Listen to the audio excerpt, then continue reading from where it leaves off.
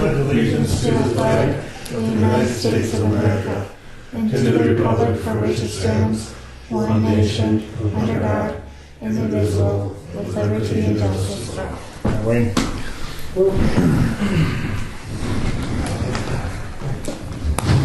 Okay, roll call. John. Here. Dale missing. Ron. Here. Sean. Here. Crazy. Okay.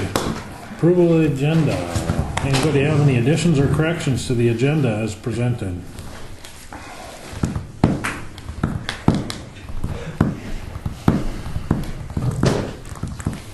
I'd move to approve the agenda as presented. Been moved by Sean to approve the agenda. Is there a second to the motion? Second. Seconded by Ron. Is there any discussion? Is there any discussion? Is there any further discussion? Seeing none, we'll proceed to vote. All in favor, say aye. Aye. Opposed, same sign. Motion carries. Okay, we have a couple sets of minutes to take a look at. We'll look at December 16th first.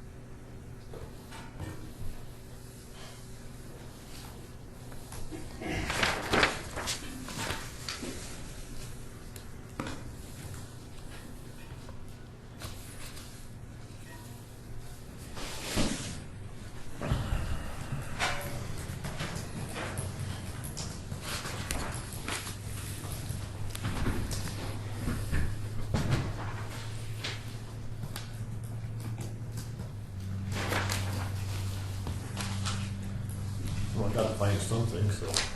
On page 4, it just says there was continued discuss.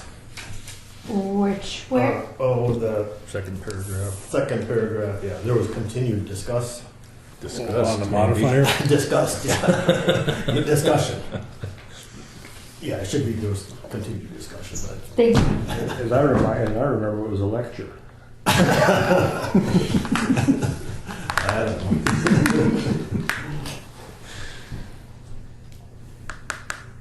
Disgust, I think, would fit it pretty good. Discussed, yeah.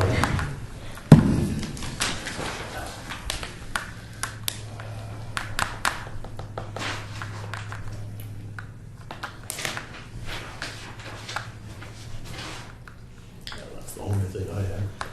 Yeah, I guess probably the next paragraph. Griggs Stockman's bid for $80 an hour for 2 guys, I suppose for 2 craftsmen. We don't want to be too. It could be 2 guys carpenter. Yeah, well, it could be women doing it. Yeah, or you could even say for himself and his helper. Yeah, that's fine. Something to make it. Yeah. Because So, it's not too ordinary, So- guys, yeah. We're getting his services for that. Yeah.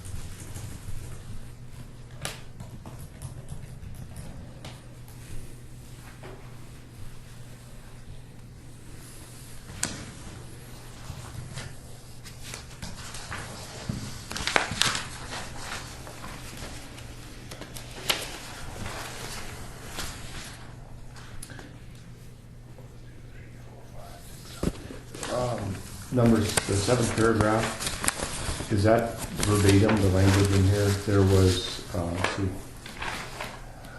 Motion by Wakefield to have employees of the county get paid for a regular day when a storm day is called by the commission chair. That's exactly as it's worded, and we're gonna adjust the Policy. manual. I think it was for that storm day. I don't think it was for any storm day.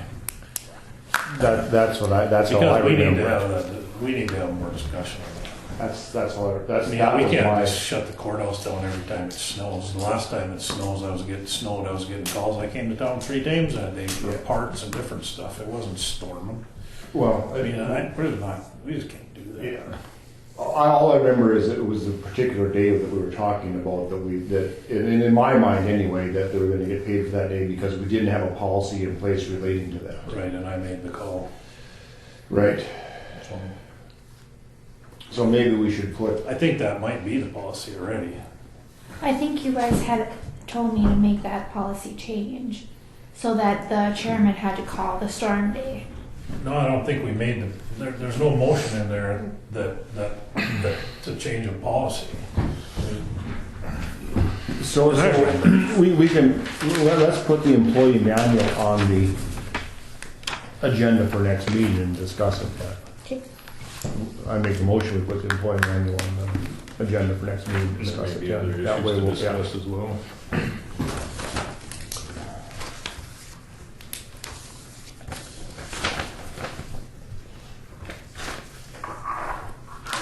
Does that have to be a motion or just that's what you want? Future business. I suppose if it comes up in future business, I don't know. yeah. I don't think you need a motion. Okay.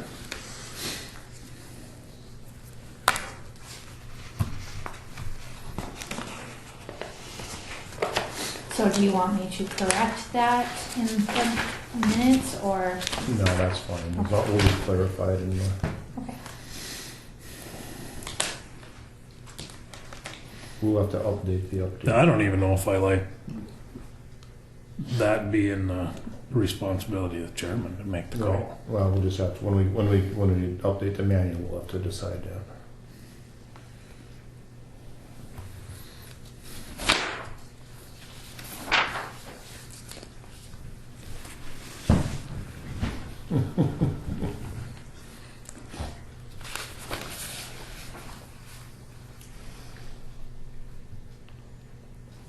What? That one just never goes away. There was discussion on the light in the auditor's bathroom of the new courthouse. We had a lot of discussion about that, so I made sure to put it in there.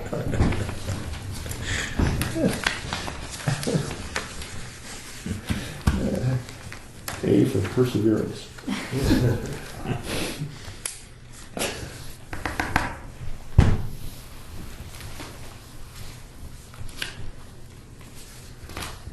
Anything else on the minutes from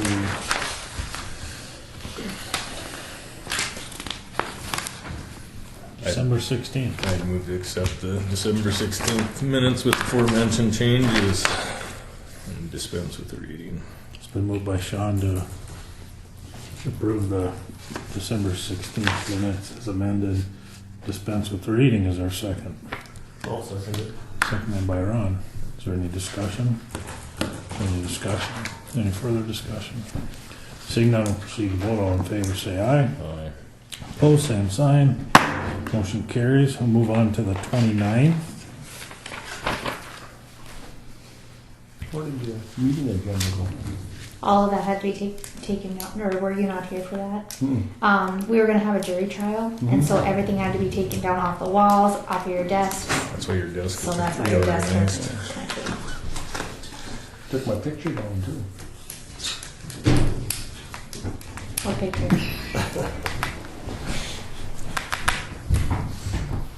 Portrait.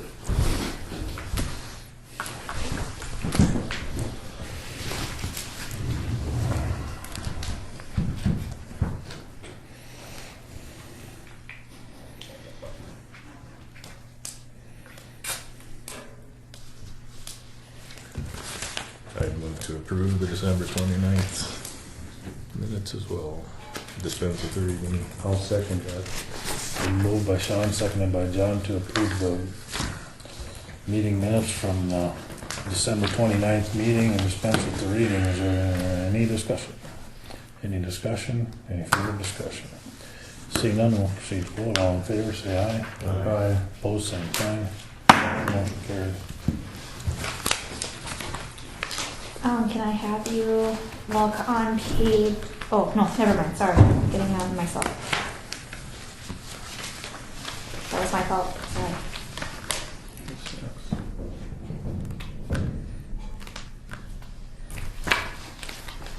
Election of officers. You guys have to elect a president, or this is the time when you'll elect a chairman, a vice chairman, and the board members. Mhm.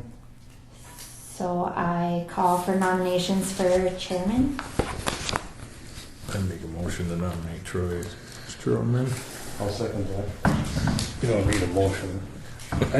It wouldn't hurt to have somebody else do this for a while. You never worked out, you do it either. It hurts even less to have You got it down now. I don't know about that. I make a motion that nomination cease. Okay. Been moved by John and nomination cease. You want to cast a unanimous ballot then? Is that your motion? Absolutely. Seconded by Sean. Is there any discussion? Is there any discussion? Is there any further discussion? Seeing none, we'll proceed to vote. All in favor, say aye. Aye. Opposed, same sign. Motion carries. I guess I didn't let you do that, did I? That's okay. That's all right. You got this down, see? Vice chairman. As long as we're having a dictatorship from the elected official. I'll make a motion that Ron be the vice chairman. I'll second it. It's been moved by John, seconded by Sean, that Ron be nominated as vice chairman and nominations cease. Is there any discussion? Any discussion? Any further discussion? Seeing none, we'll proceed to vote. All in favor, say aye. Aye. Opposed, same sign. Motion carries. Now, these committee appointments now, or whatever, boards and whatnot. I have them all if you want to know what you're on, if you know, that's what you want to do. Are they in here? They are not. Okay. Well, we're on the welfare board, or I am on JDA, and this Southwest Human Services, now they want me to be fired because I only went to one meeting. Well, you think it's a fire, or you think that line there new was just a typo? That underscore? I bet they put that in there on purpose, John. I think they did that to me too. I made one more meeting than Ron did. Yeah, you did. But you couldn't tell me what you talked about. It's been too long. Well, if they think they're getting better attendance by putting me on there, they're wrong. Well, I guess we could just kind of go around the table and find a new guy to it every time. And then every single time they're going to want a new one. I imagine they'll send us the annual letter. Form letter to change the name. The only thing I remember is that it didn't seem to have a purpose for somebody like me. It seemed like if you were going to be in a position to govern something of that nature, that you should have a background in that, like, yeah, that one of the girls from the welfare office should be on that board, not one of the commissioners. I just, but they wouldn't go for that either. So Would Jamie be any good on it? I suppose not. He doesn't really do that kind of social. I don't know.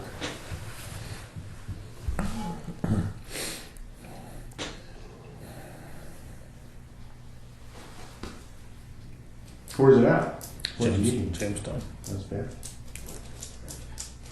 There's some good bars in Jamestown. Yeah, there is. I don't suppose they have us there, though. Just too much space in between.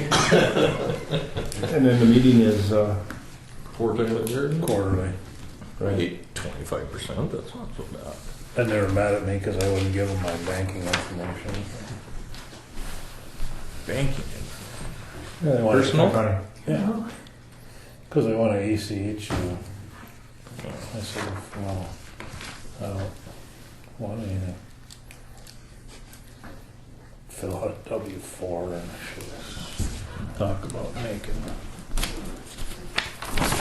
bureaucrats busy. Anybody want to give that a whirl? I could, since I'm so bad at one other one. Okay. I'm on the ABC and I haven't made a meeting yet. They have them on Wednesday mornings at 9 o'clock.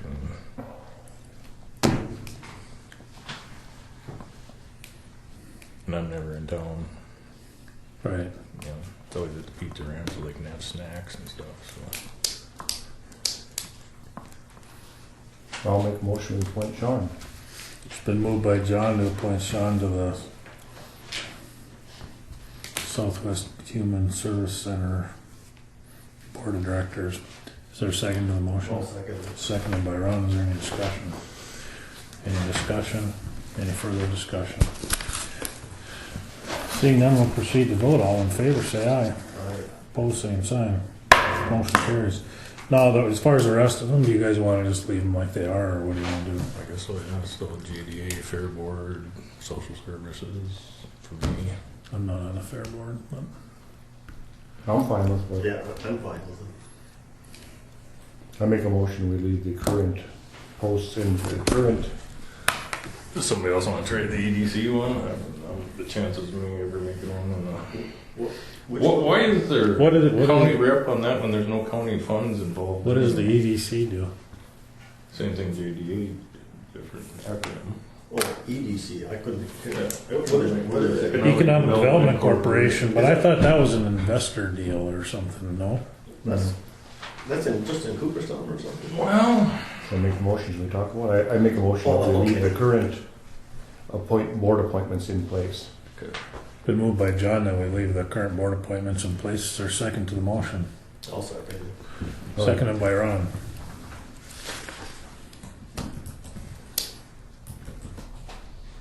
So now we can discuss it. Is there any discussion? I don't have any discussion. You don't know what the EDC is?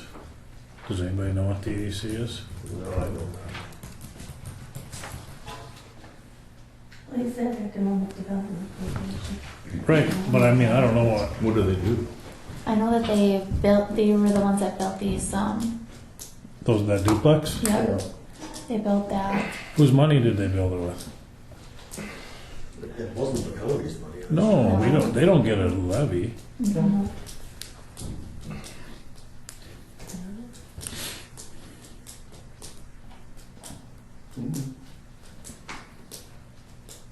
No, you say, you go to the meeting? I've never been to one. It's always on Wednesday mornings Okay. at 9. The last Wednesday of the month, is it? I At think so, 9? something like that. I guess I've never gone. Well, they haven't complained, I guess. Yeah, I guess they did. Didn't they this fall finally?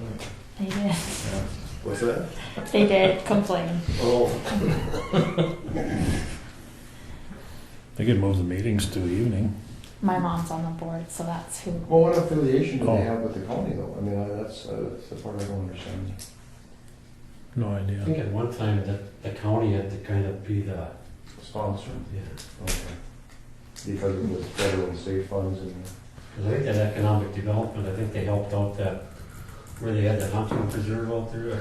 No, that was No, that was the GD. That was in Holland zone. South Central. wasn't it? Or no, empowerment zone. Yeah, That was in. empowerment zone. That Oh, you mean the pheasant farm down there? was. Yeah, That's what I was feudal thinking. students. That was also through South Central, wasn't it, or something? Yeah, a lot of those were multiple agencies. Yeah, maybe there were several. I know empowerment zone was involved.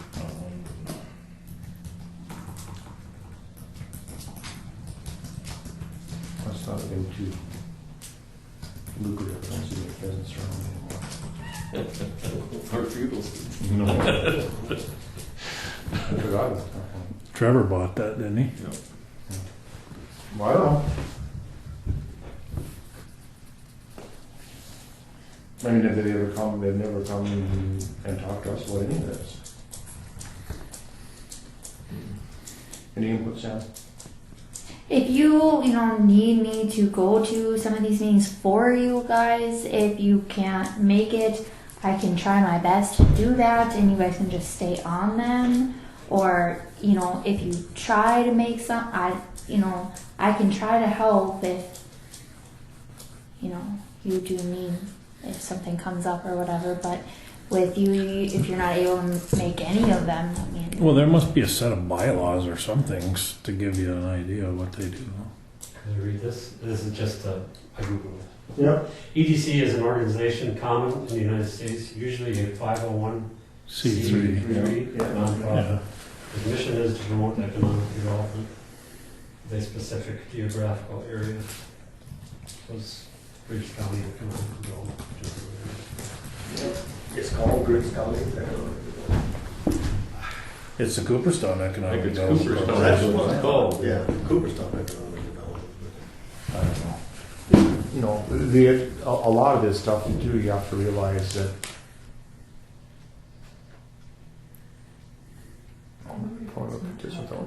with, there used to be a motivation to go to all these meetings. And the motivation wasn't civic mindedness, it was the lure of $100 plus mileage. So there was probably a time when the commissioners were looking for reasons to be on boards just to draw a salary. When that goes away, then the only reason to be on these boards is if it serves as a benefit to Taxpayers. the taxpayers. And if the board itself can't come before the county commission and plead their case that they need some kind of help from the county commission in order to serve their purpose, then there is no purpose to be served. So then the only purpose was self-enrichment of the board members, so to speak. So I think the motivation for it has gone away, and there is no correct motivation for it in place. Unless it's an organization that by statute requires a county commission on it, Yeah. such as the JDA was, or Yeah, or if it's something that actually serves the taxpayers. and that was county funds involved in that. So Yeah. Is there any management? I mean, There was. Well, Well, and then I mean, Becky Meitinger is the head of it. was when she was here. She's moved away. right, so they're, And I think it's called Cooperstown-Griggs County Economic Development. 'Cause It is. They own land. They own property, I mean.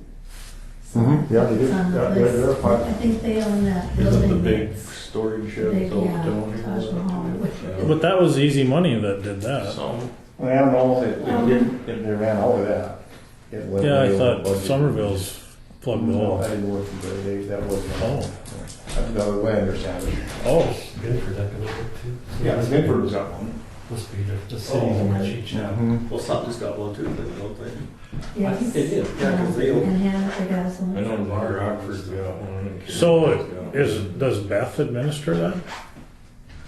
I don't know. She works at the easy money Yeah. deal. But I don't know about the, She's gonna be here, we can talk to her. yeah, she might know more about So- it too. I mean, if there's a reason for us to be on there that we can help with something, I'm fine with that, but if it's just Right. what it appears to be, where it competes with other businesses, privately run businesses in Cooperstown, and people trying to sell their homes, I don't think it's an economic development for the community. I think it's a disincentive.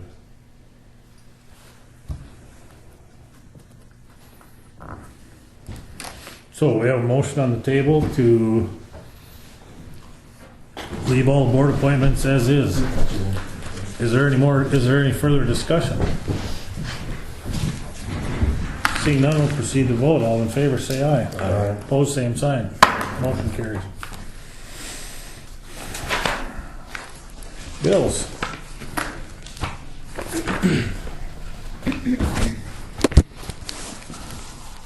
I did not get a chance to do very much looking at this stuff today because it got busy in my office and then the power went out and so I came to Cooperstown.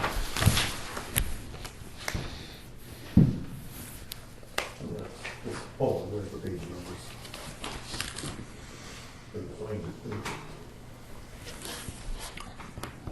It looks like there is 2 that need to be added. One for RDO equipment for $7,199.05. What was that again? RDO equipment. For what? Road grader. I thought we leased those, we still have to pay the maintenance. Cutting edges. Cutting edges? Cutting edges. Oh! 7,000 what? Yeah, the expendables we have to pay. The expendables. Oh, wear parts. The work for it. 7,000 what? $7,199.05. Okay. And also the just the whole monthly ones that I do, the Historical Society, their expense that we got for taxes, that got missed when she was putting in the invoices, so that's $20.49. Okay. I see that governance off thing is in here. Yep, and there's a lot of the dues that are in there that I forgot to highlight for you. So sorry about that.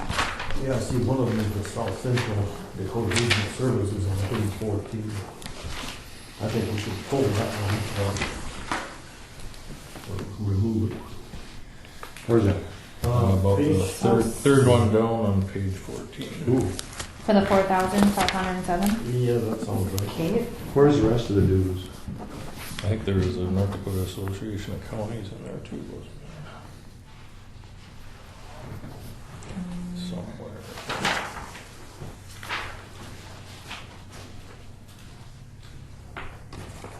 There's the state's attorney's dues, but that's up to Jamie, I think. Okay, you know. 1, 2, fourth one down on page 13. Yeah, TJ was 14,350. I guess that's its annual fee, so. How much? 14,350. The Govern South Dakota programs is on there on page 12. With the fourth one down, $12,683. Yep, that's a due. The No, on page 13, there's general dues, what are those for? NDACO. That's them.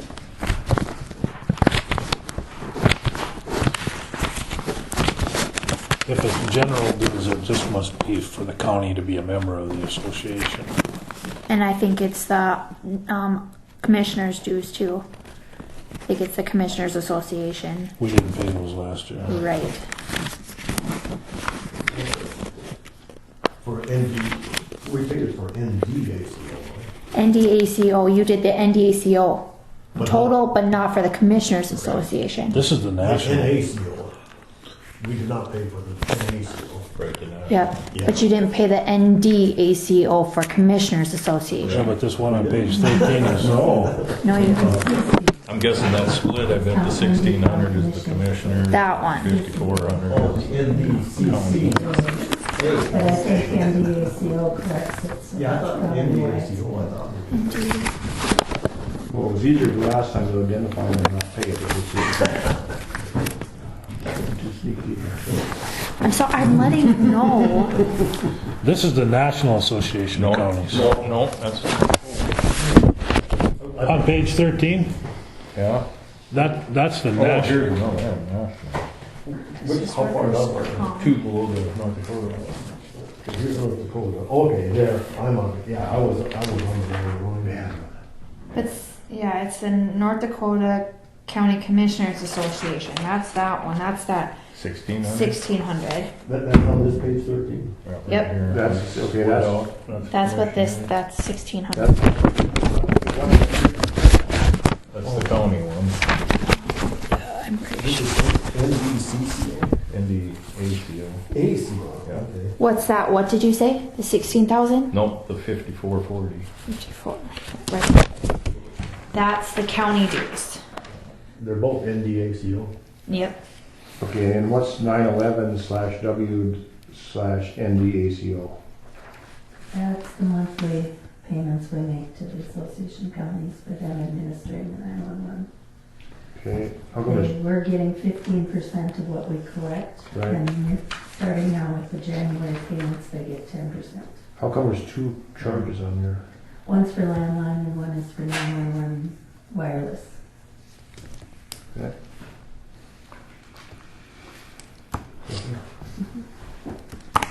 That $1,600 is just for the Commissioners Association? Nope, the 16. Yeah. Yeah. See, we didn't do that one. Oh, I remember that because they called, the president of the association called me. So we have that one. And that's the $1,600 or something. Yeah. And it's what, again? The commissioners. Commissioners County Association. Commissioners Association. NDCCA. Yeah. Yeah. But I mean, it shouldn't even be listed under NDACO. It's paid to NDACO. Oh, okay. And Troy didn't state that right. It's is and what. What's that? He said it is for the county commissioners, and I would agree that it Oh, was. it was. And then that 16,000 is for workers' comp Right. Our premium goes through. through them, and then once I get the breakdown, then I take it out of the individual budgets. Yep. Any more? And ACO, that's the National Association. Where's that? That's Yeah, on below it, page 13. Yeah, okay, but I mean, are there any ones anywhere else? Well, what's the one above it? NGNA. That's county agent printing. Oh. That's what it's coming out of. Well, that's, Newspaper. Thank you, honey. Mhm.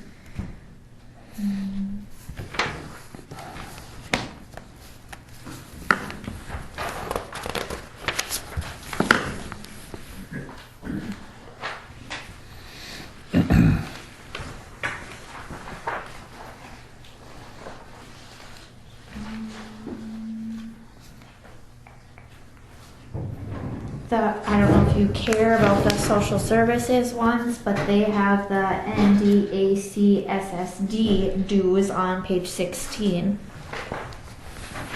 That's over their budget though. right? Yep, yep.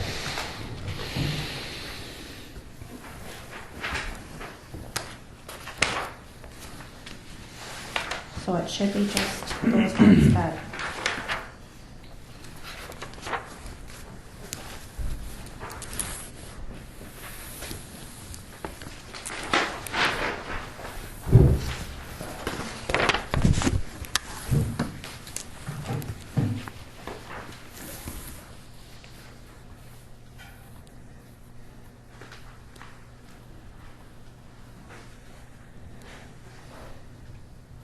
yeah, see, we did budget 15,000 for TJ's contract. There we go. Yeah, I so think I it's guess- 20%.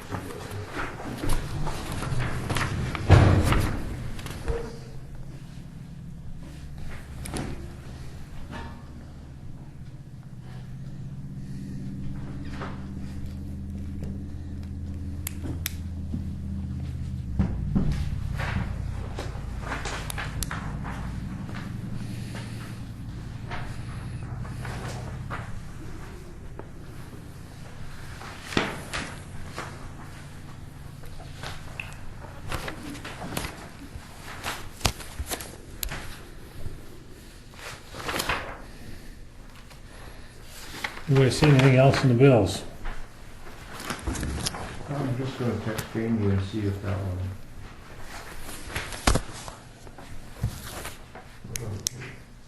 While you're texting, and just for my own benefit, the prepaid real estate, that 1.1 million, that's again transferring it from, Right, because we can't distribute and apportion those taxes in 2016. So we put them all the money collected in December goes into that fund at the end of the year, and then Propagated. now it comes back in, so we Right, so can this- apportion it and this distribute is the it. transfer to 2017. Yeah. Okay. Oh, and then the next few pages, that's when you distribute it to the townships and the school districts and all.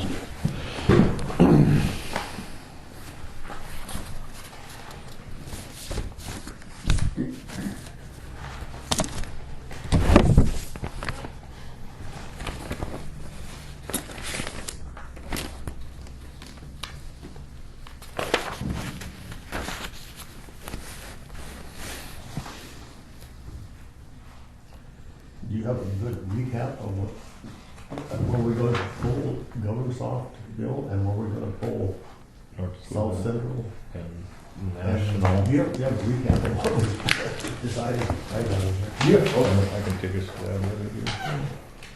So, yeah, go ahead. Yeah, just double- I'll move to accept the bills as presented with the addition of RDO equipment for $71.9905 and the Historical Society for $20.49, and with the exclusion of Government Soft for $12,683, exclusion of North Dakota Association of Counties Commissioner's portion for $1,600, National Association of Counties for $450, and South Central Dakota Regional Council for $4,507. Sounds right. Okay, let me make this clear. The NDACO, the 16,000 is coming off. No, 1,600. Or the 1,600, sorry, 1,600. I'll second that motion. Okay, so we can talk about it.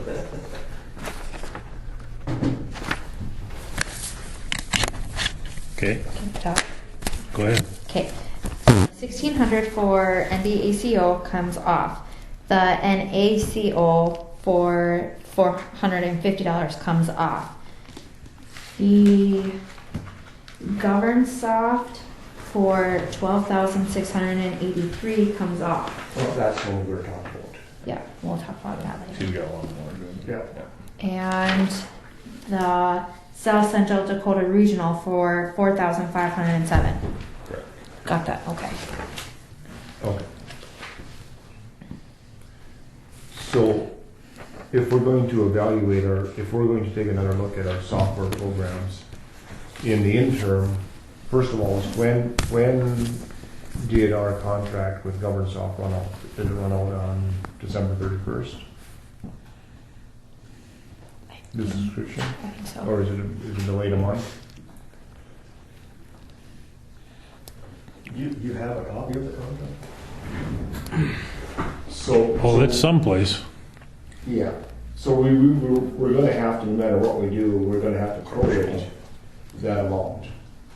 I mean, if we, I mean, maybe we stay out of GovernSoft, we have to pay the whole thing, or maybe 3 months down the road, we've switched to another vendor, we still owe GovernSoft for 3 months or more. Yeah, Well, you gotta read the contract to find out if you can even do that. right. They might require 90-day notice, I mean, I don't know if we got, we bought it in 1985. We had a contract at that time, 85 or 90?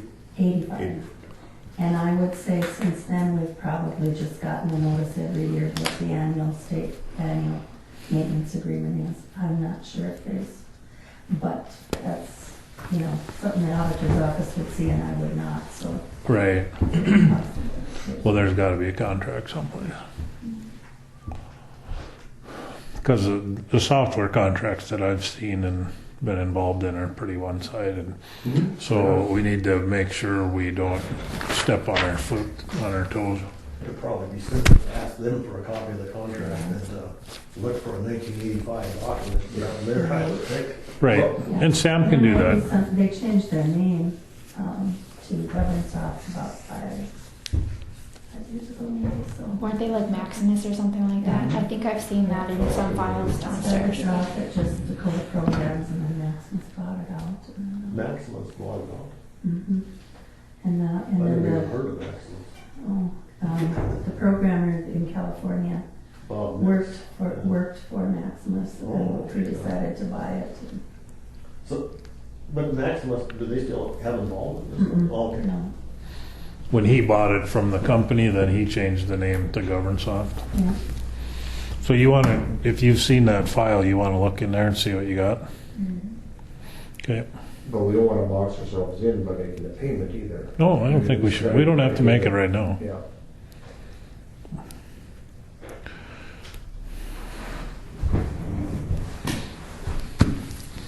Okay. And then I would also, get this motion taken. I don't know. Is there, Well, it's concerning this. I mean, I'd like to talk to Jamie, our state's attorney, and see whether or not that dues that he's paying today? Attorneys. Whatever the dues are for, whether or not that's necessary. Whether, I don't know if it was paid before or not. I think it's always paid. It's like the Treasurers Association, the Auditors Association, and then his is, yeah. I suppose if we approved it in his budget, I think we did put it in his budget. so he must have had a reason for it. I suppose they provide him some resources. Yeah.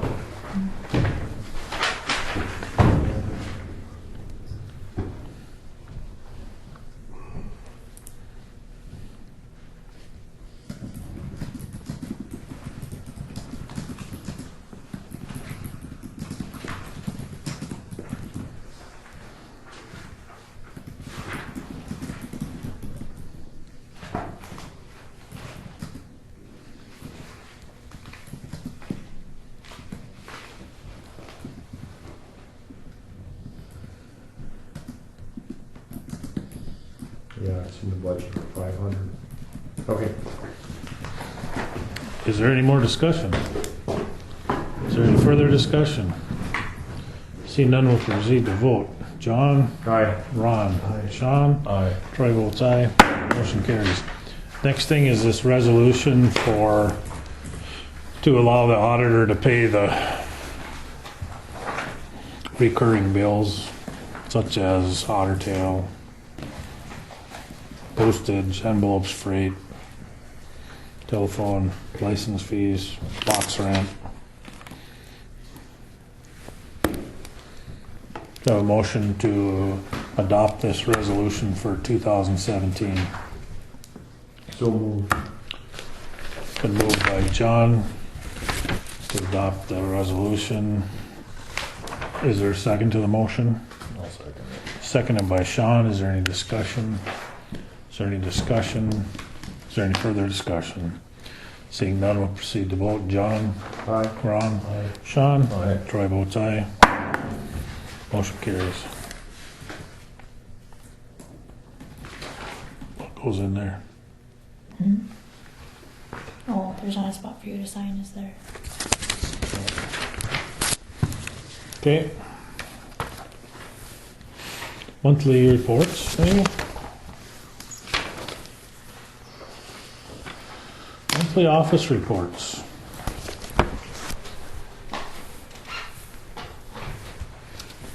The next agenda item is Connie, but that's kind of almost the sort of the same thing. It's quarterly for that though, right?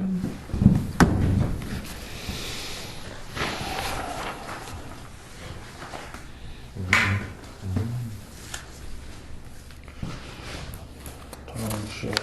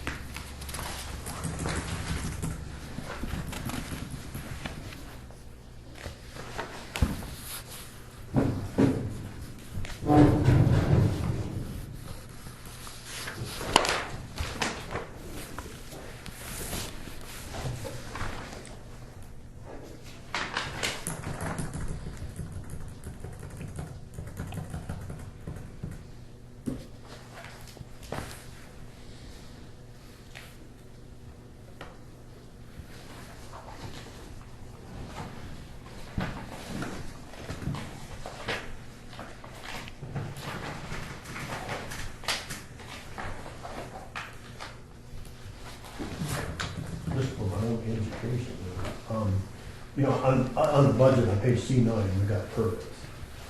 And then we like show the revenue, $2,000. Is that what all of this stuff here is? I think so.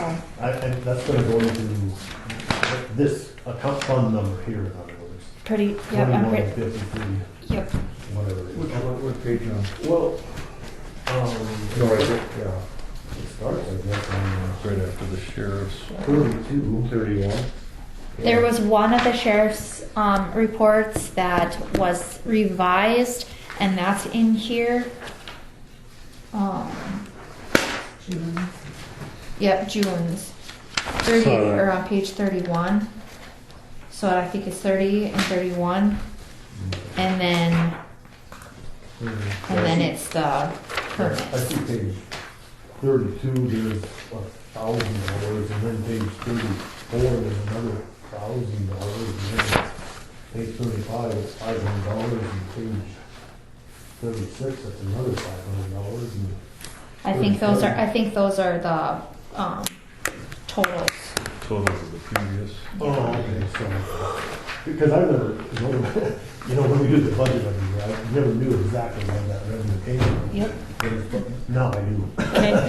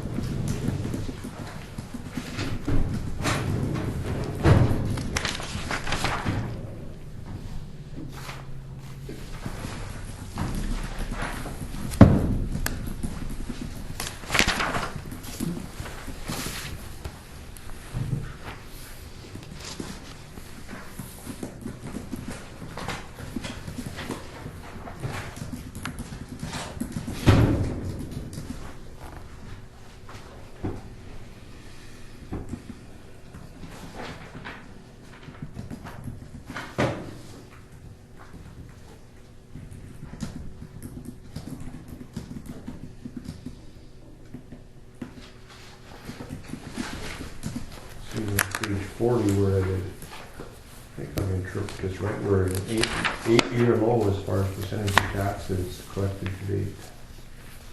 6%. Which page is it? 40. The prepay them and the preceding year.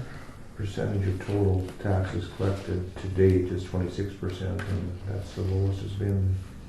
That's Is that that's, of new that's, taxes or? that's Connie's stuff. That's the next item on the agenda. Oh, okay. Not that it means anything, it's just kind of interesting that.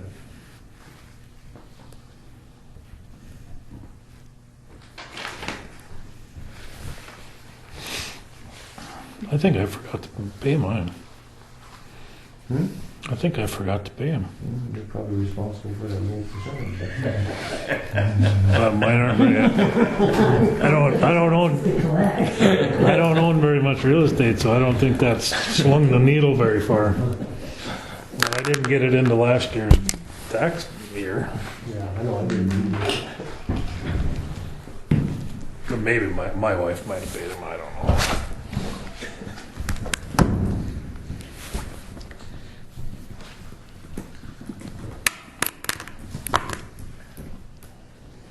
I'd move to approve the monthly office reports as presented.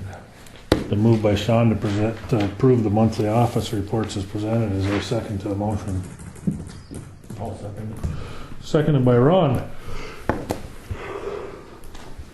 Is there any discussion?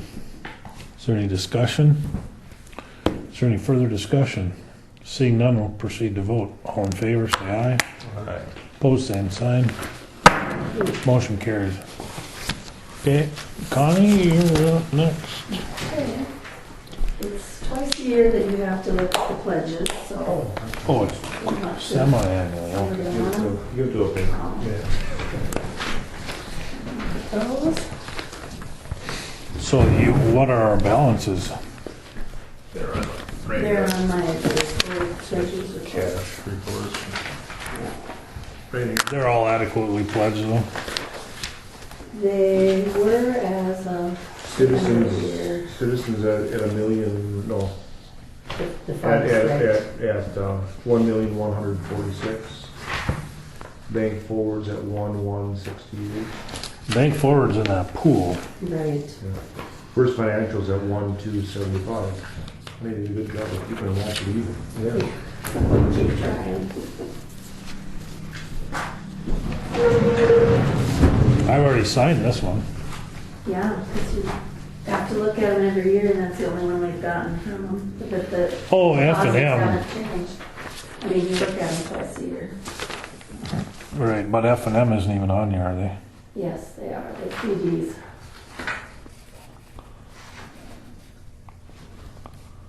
Should I show them as F&M Bank? First financials. County CD. Oh, I've got CSB behind them. What's that? It's the Citizen State. It's supposed to be F&M Bank. Well, actually, right now they are at Citizens. So they were at F&M before. So the citizens number's wrong then? Or what? Well, the Citizens checking account number is right up there. But as far as But the total balance needs to be increased by 400,000.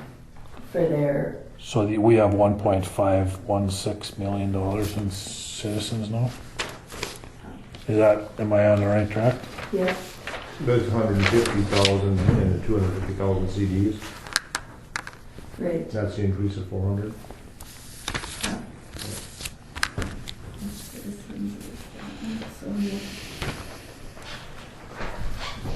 Well, actually, more than 12,000. That $12,000 tax, isn't that $12,000 tax CD that's still there? I thought we did something with that. Yeah, we talked about it.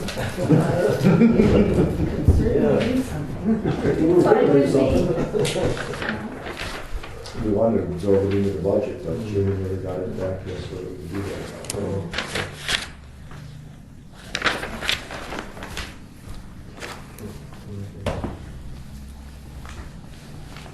Well, we should do something about that.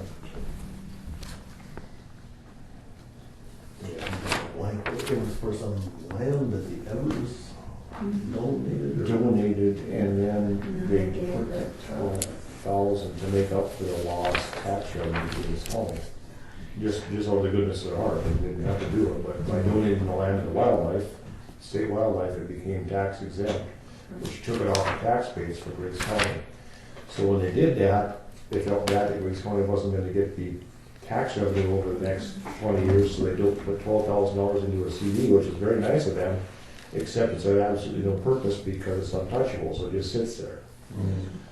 So, And that's in citizens? yeah, $12,000.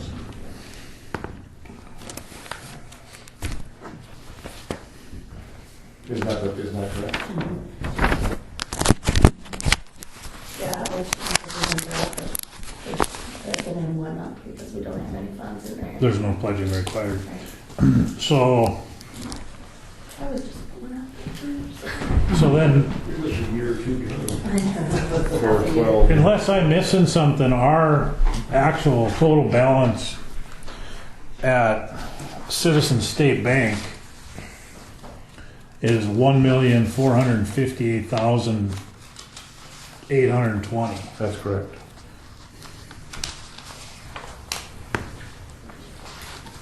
That is correct.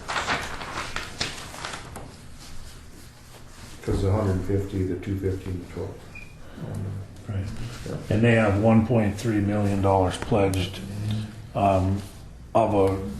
They are required to pledge 1.2 million, 8,820. So they're adequately pledged. What was the total number you had? 1,558, 820 is 45. 155. What's that? Oh, 155. Okay, that's, Yeah. because I think you might. I said 4. I Yeah, was I think wrong. you did, yeah. 1,558.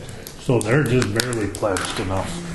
So the difference in what they pledge and the total is made up by the FDI insurance. The 250,000.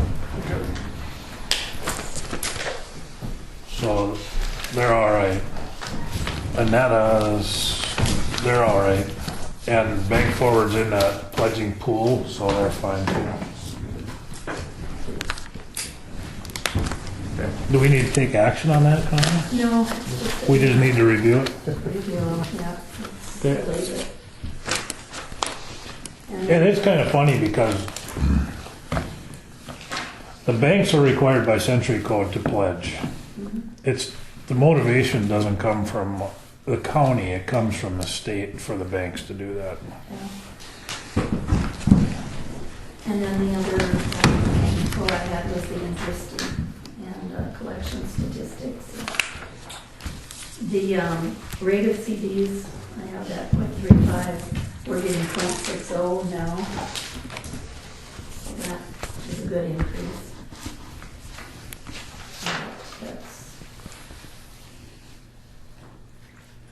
But it's pretty obvious our interest rates have gone down steadily, which is normal across the Right. nation, I guess.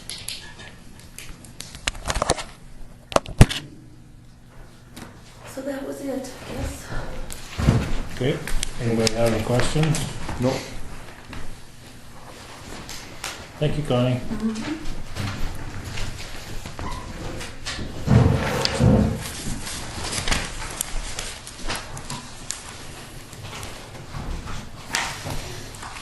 Wayne,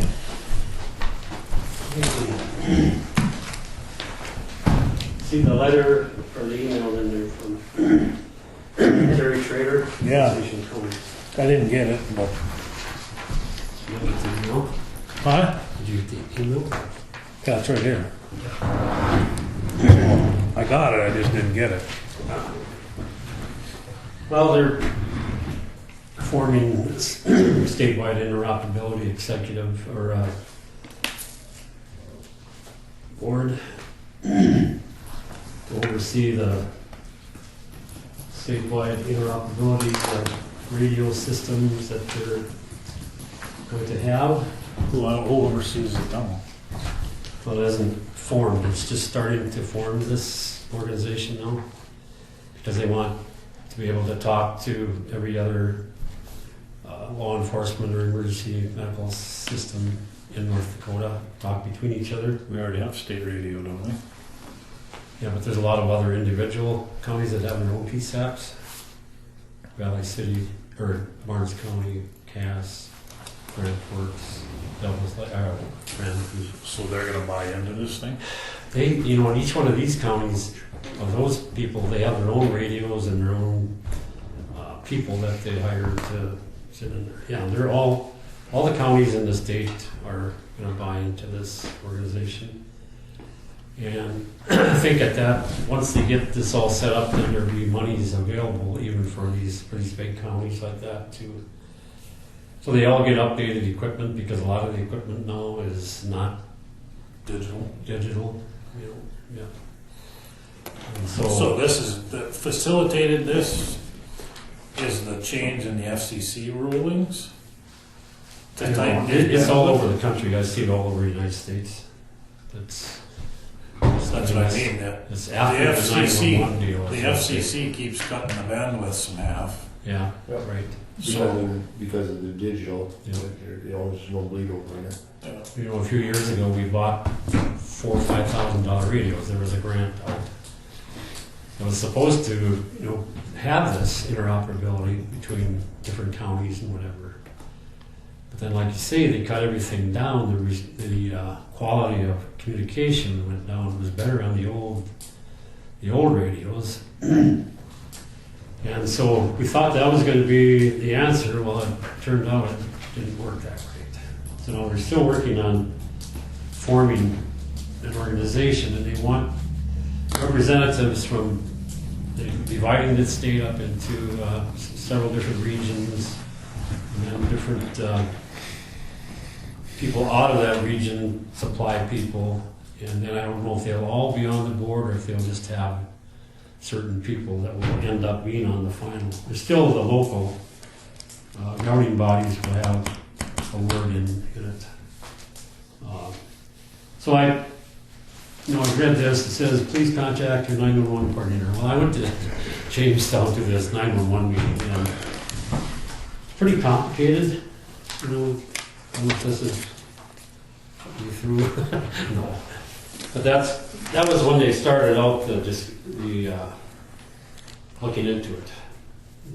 They formed a committee there, So now they want committees representing the broad spectrum so that everybody has a say in the structure of it. And so they call it CRIBs, that's Coordinated Regional Interoperability Boards.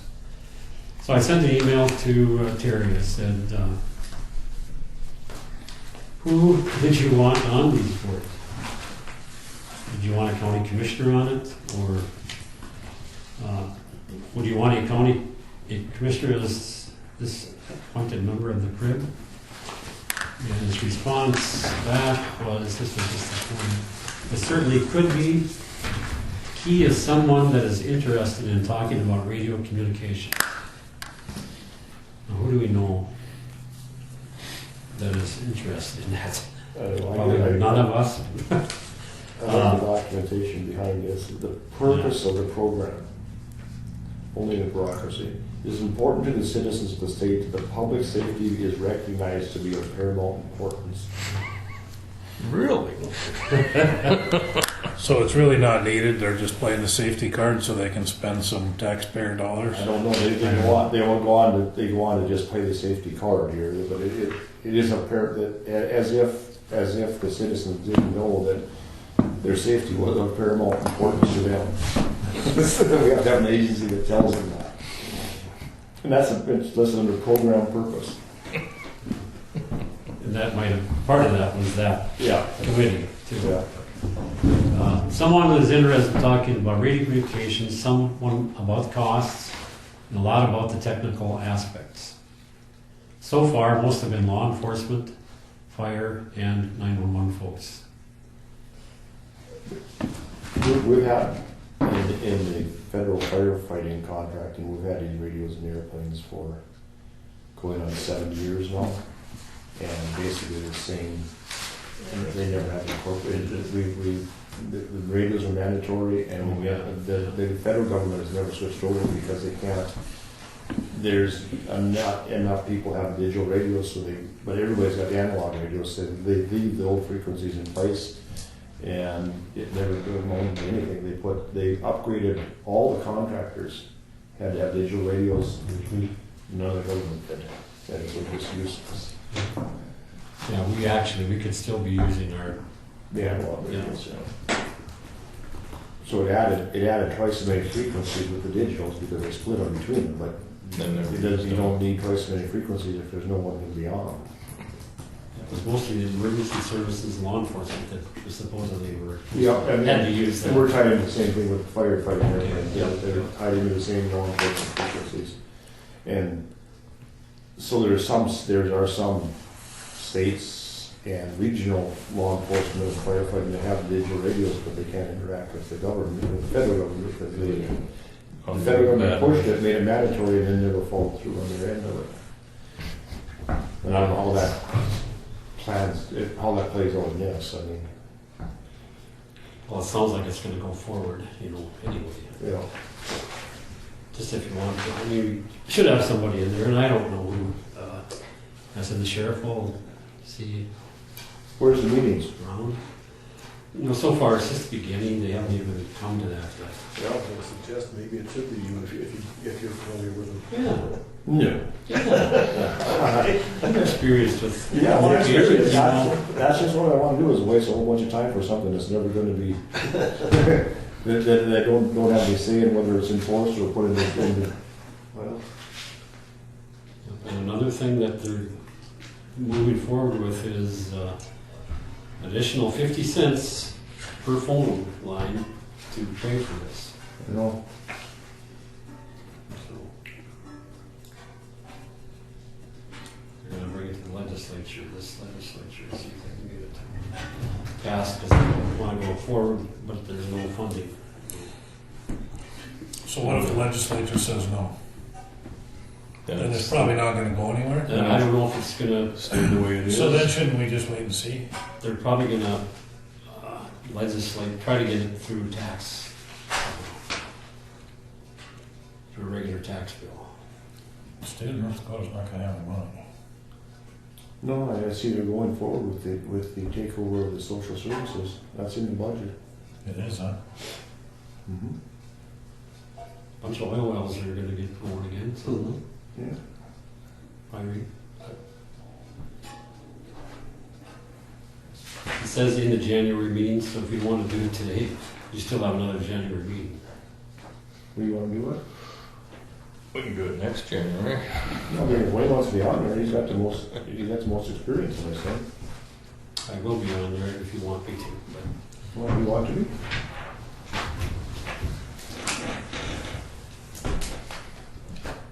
Can be. It sounds like a no to me. I can be. We're looking for volunteers.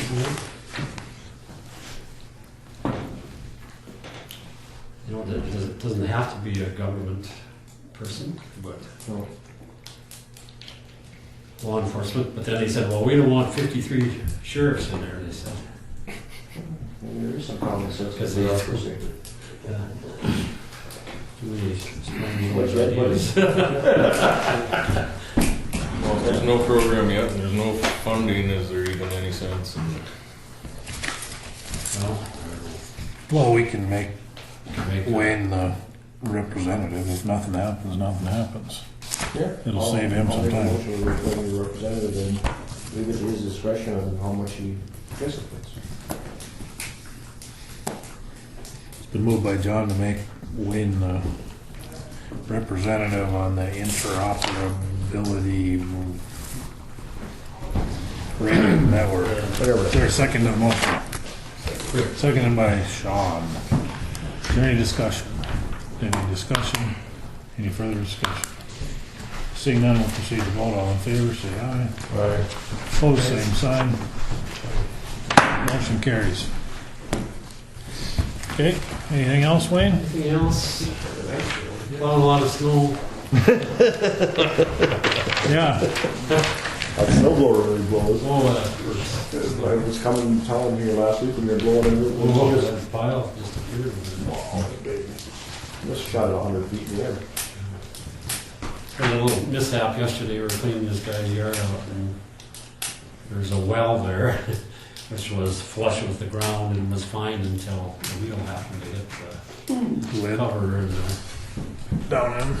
they went down in there. It's just a weekend person that lives there, and so I've been trying to contact him. I said we replace the cover or whatever. But I think he's coming up this weekend, so I reported it to saying I didn't know if I had to or not, but I thought I better. Tell the guys good job. They're getting over those roads in a hurry. Yeah, looks good. All right, thanks guys. See you, Wayne. Thanks, Wayne. Thanks, Have a good Wayne. weekend.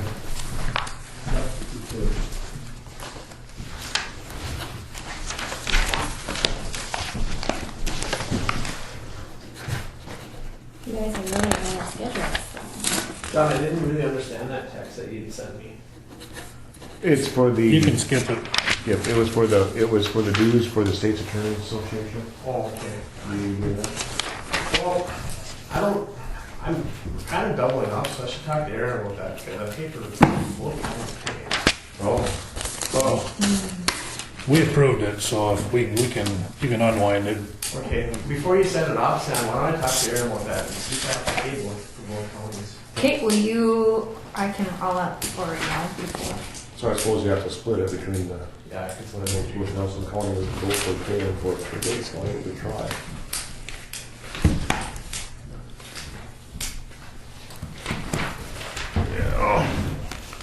Guys, I want, really quickly, if you guys have a second, I hired a new secretary. This is Paige, the attorney assistant. Oh, Page, John Wakefield, Ron Dahl. Sean Stephen. Troy Olson. All right. It's not.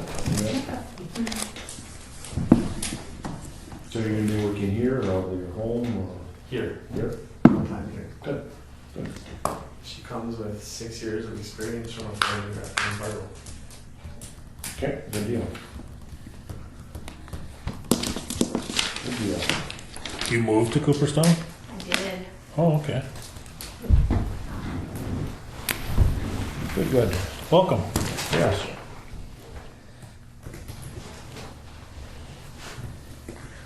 Beth's not here yet. Snow removal bids? I have not received a one. just emailed Lori to see if she's gotten any, and she hasn't emailed back, but when I came up, there was no bids, so. Okay. And I came, and bids were supposed to be submitted by 1 o'clock, and I came up 1 o'clock, so. What's that mean? We can just hire somebody? Should be able to, no bids. Okay.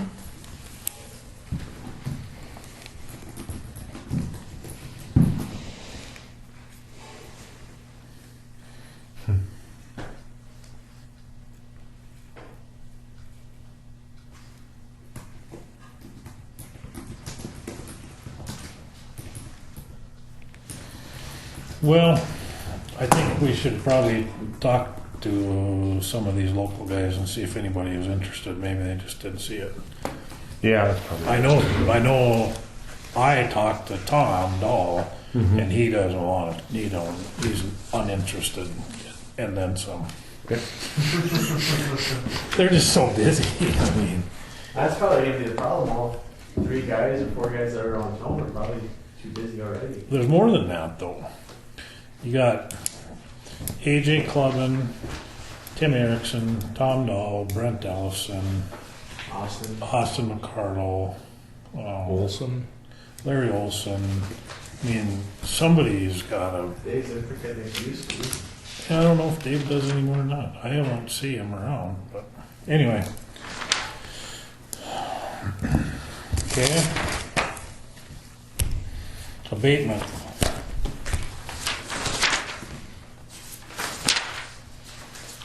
You guys are gonna just talk to some local guys, so I just lay low for now? Well, you can, if you run into You can- somebody, you can talk to them too. Okay. See if anybody's interested. Then we need And to. if we get some interested parties, then we can decide on the. Who does it? Some Larson's got a snow blower, I think. Who? I mean, a blower now would be the best thing to do it. Rather than pile it. Adam?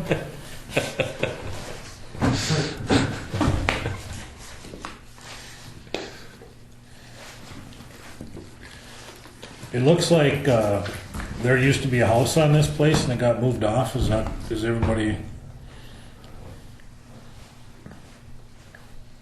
Mm-hmm.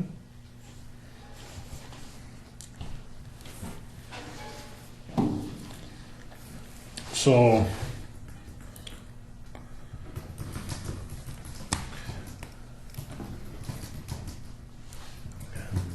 how do we know that? I mean, obviously Connie knows the deal. Did she take that improvements number off of the old assessment? I mean, where did it come from? I imagine it did come off the old assessment. You know, it's the numbers in Dakota Soft. Well, I'm saying that, I'm assuming that, but.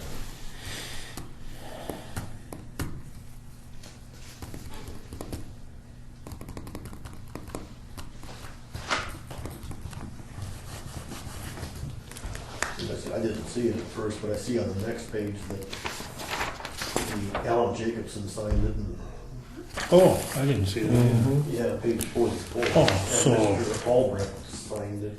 Yep. So, I make a motion, we approve the abatement. Been moved by John that we approve the abatement as presented. Is there a second? I'll second the motion. Seconded by Sean. Is there any discussion? Is there any discussion? Is there any further discussion? Seeing none, we'll proceed to vote. John? Aye. Ron? Aye. Sean? Aye. Troy votes aye. Motion carries.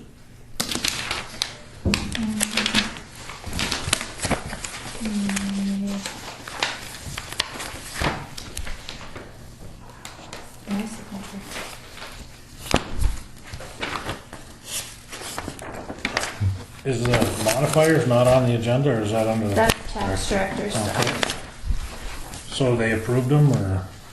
No, I haven't sent them in. You told me to bring them up Oh. this meeting so that you guys can review them.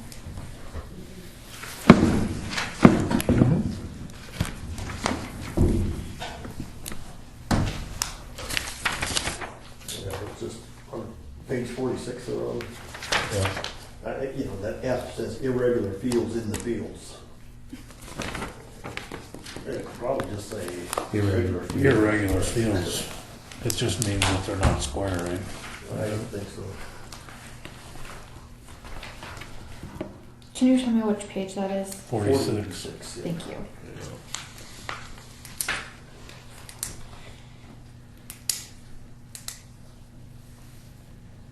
Bad drainage or poor drainage? I guess it depends, call it bad, but I don't really, probably should be poor drainage.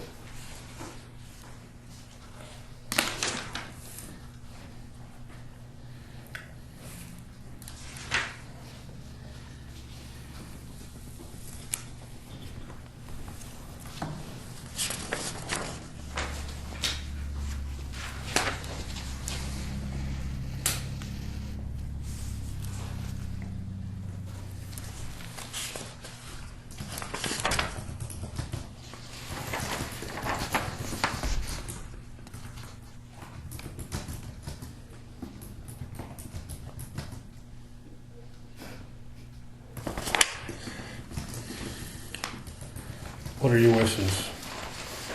You like Samantha to send in this list of modifiers with the changes, irregular fields, stop, and poor drainage? You want me to say poor? That sounds a little more.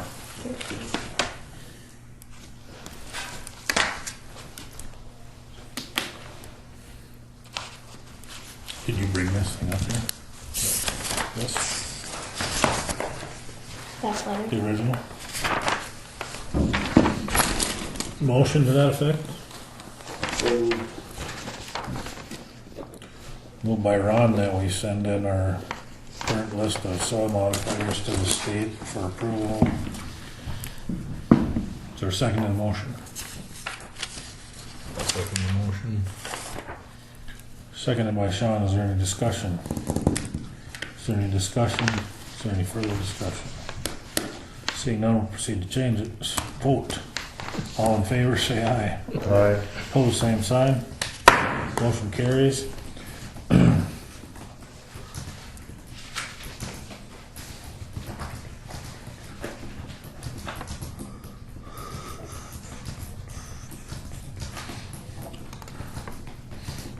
What are we to make of this next? Which one, 47? 47, 48. We're to make of it that the state has no idea and doesn't keep a list of the approved assessors. It counts on the county to send them a list of the assessors and has no idea. If you call the state up and ask for the assessors, They the don't only know. way, they're the ones that are supposed to be certifying them, but they don't have a method of certification. If you read this, attaches a report with assessors for your county as previously provided to the state Office of State Tax Commissioner's Office. And then, if there are new assessors that are not listed, please provide the following. So you have to send it in rather than the state being the clearinghouse for the assessors. So there is no system. You could say, we could all put our names on here and say we're assessors, level 1 assessors, and send it in. I doubt if they'd catch it, because there's no report for training or anything else. It's the silliest system. Well, Ron could comment more on it, but well, yeah, I mean, just looking at the, like Henry Wiggin, 3202, I know she never took the class. And Patricia Orms never took the classes, but yet they're listed as if they can be an assessor because they got a number. So, I suppose they started down the trail, so they were assigned a number or something? no, the number's assigned by the county. We send it in. Oh, See, the legislature enacted this thing and told the agency they had to do it, and the agency didn't have anything in place to do it. So then they farmed it out to IIAO, yeah. which was basically a national organization that trained assessors. And so then all you had to do was go to them, get the training, and then report back to your local county, and then the county was supposed to keep track of that database and then forward to the state. So Ron's tried, I'll try to call the state and get a list of assessors, and no. Yeah. This is what we have, they say, this is what we've been sent. Yeah, and that was like a year ago. Yeah. So there might be people in Griggs County that are level 2 assessors. No, because they can't get to be the assessors unless they are sent in through this system here. We have to send them in. Well, I'm 3414, Yeah, but you're not on there. I'm not on there because You have to come through this system. That's the I don't system. especially want to be on there, so. Well, you have to be, but I mean, that's the point. So there could be assessors, but unless they have come to the county commission and had their name put forward, the state doesn't even know they're assessors. So you're a class 2 assessor? Yeah, Yeah. but I seriously doubt Patty Morrison's a class 2 assessor. Well, She- it doesn't even say She's that. not. No. Okay, She's nothing. but Emily is, even though she never doesn't work here anymore and didn't take the classes. Well, again, there's no verification that any of these have completed the requirements. I don't think Vera did take the test. No, When I talked to her, it didn't sound like she had. you know, I don't, but I know there's no verification because if you call the state and ask them, are they current? Well, we don't know. So why would we send anything in if we have? Well, yeah, and there was that part of the century code too that said all of the township assessors are good until what, June of 2017? Yeah. So every township assessor technically Should be is a listed. class 2 assessor until June of 2017. I don't know who the hell they are, but I don't either. yeah. So, no action needed? Well, I would, and to Ron's point, I would like to list all the assessors, anybody that even, I mean, because technically they're still a level 2 assessor. We don't know who they are, though, do we? Yeah, anybody can be. I mean, yeah. Do we have the assessors listed for Until the June, individual yeah. townships? Do you have a list of the Somebody assessors? does. for the Well, I individual? have a list of who their assessor is. That's what we want. If they have one Or had one. or had one. So, Okay. add those on here, right? That's what I want. That'd be fine. So, we want Sam to add them to this list Send it in. and send it in. And we'll And check put Ron on there We'll too? check the we'll check the veracity of the state system. All those packets that we went to the townships with should have the assessor for those townships on there. She's got them. Yeah, you've got all this, and any prior assessor, they're still, if they were an assessor once, they're still an assessor from June of 17. Chicky Munson, Yep, all Gene Logie, I can't remember who they all are. Put them all, it only takes long to get them on. and list them all as level 2 assessors. Okay, Because technically they are, as of now. Yeah. And wrong. okay, this, page 49, where'd that come from?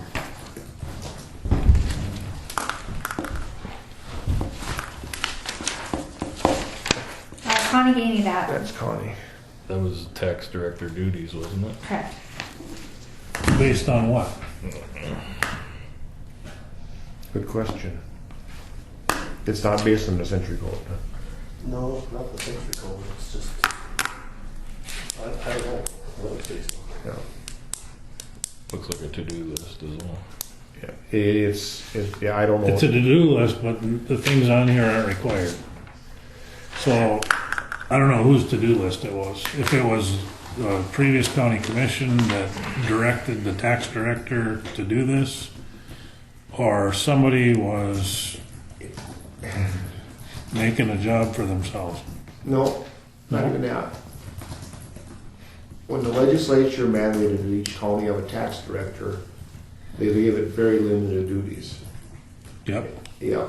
And then as time progressed and the bureaucracy in Bismarck came up with the different forms and everything that they needed sent in, and they would request that of the county, a lot of times in the century code, a lot of these duties are the treasurer or the auditor, and they took it to mean that because it had to do with taxes, that now the tax director's position was the one that was supposed to do it.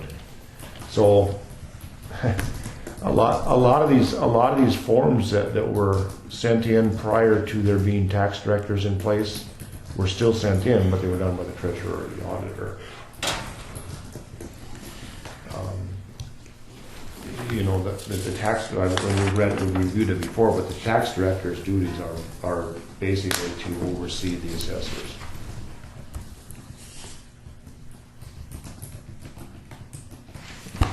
Okay.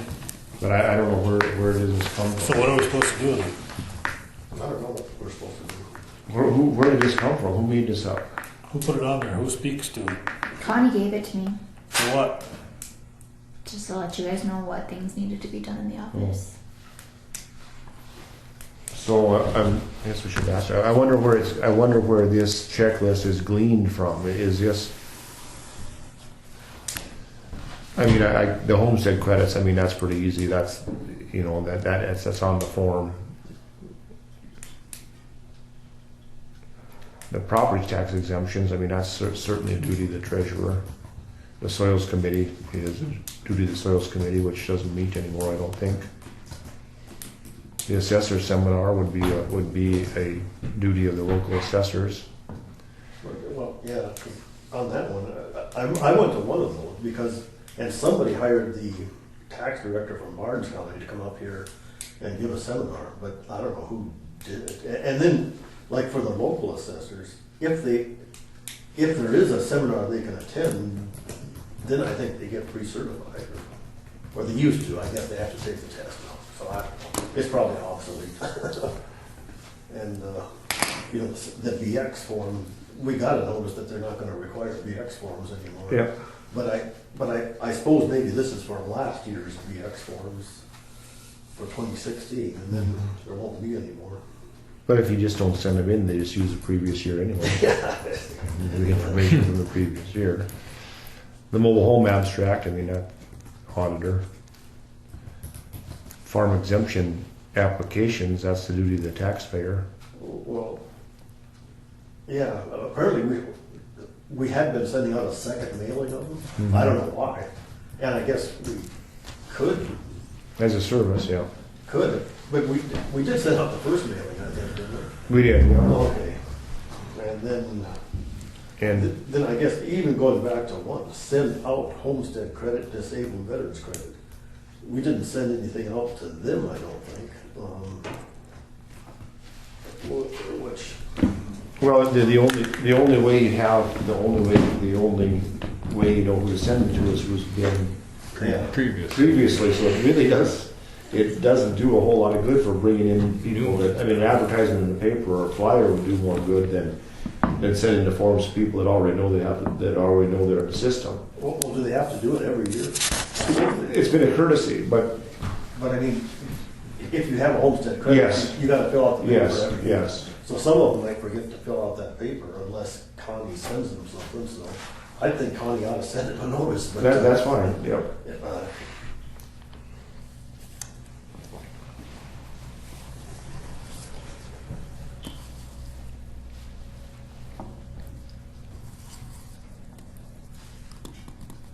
And the soils, and then number 8, print new soils assessments for soil books. Well, we don't have a soils committee. We could just tell Connie, go ahead. Well, I mean, yeah, you know, when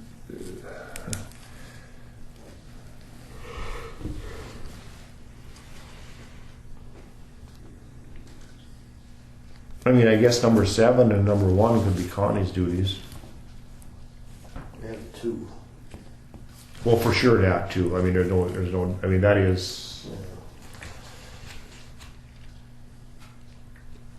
but I mean, two isn't such a big deal. If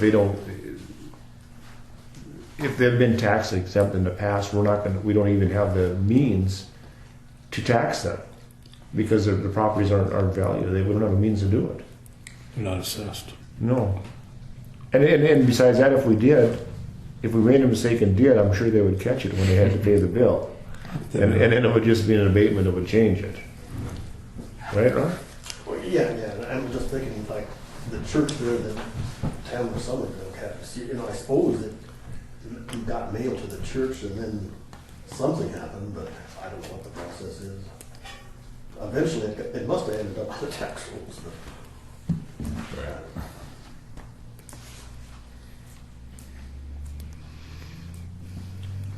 That would be the only way, is if it went from a nonprofit or Yeah. to a private property.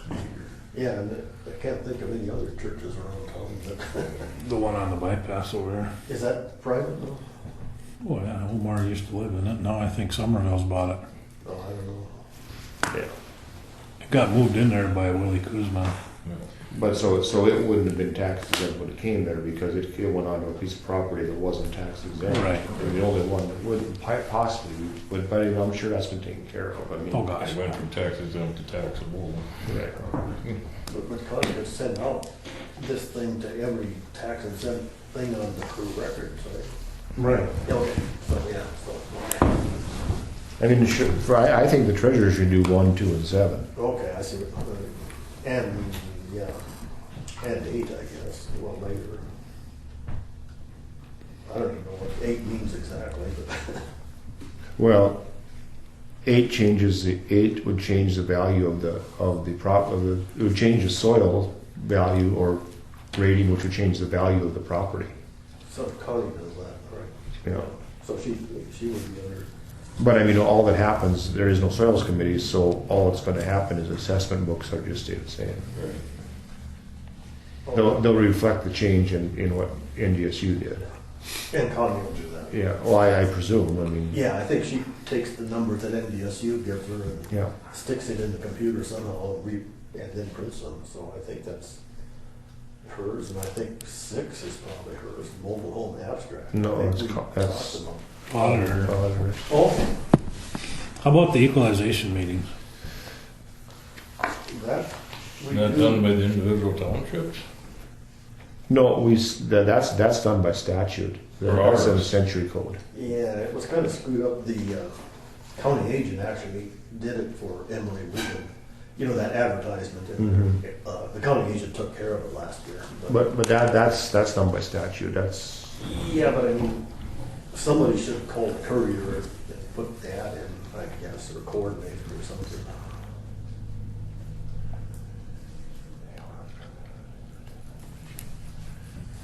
and that's in February though.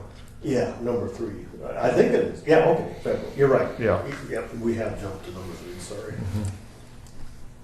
So we can address that in the February meeting. Yeah, I don't know when in February it has to be done.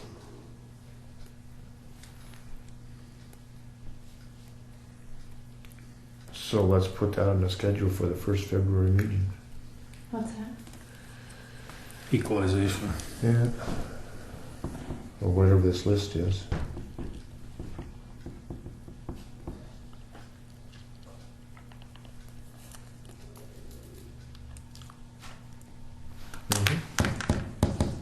Equalization is, scheduled equalization.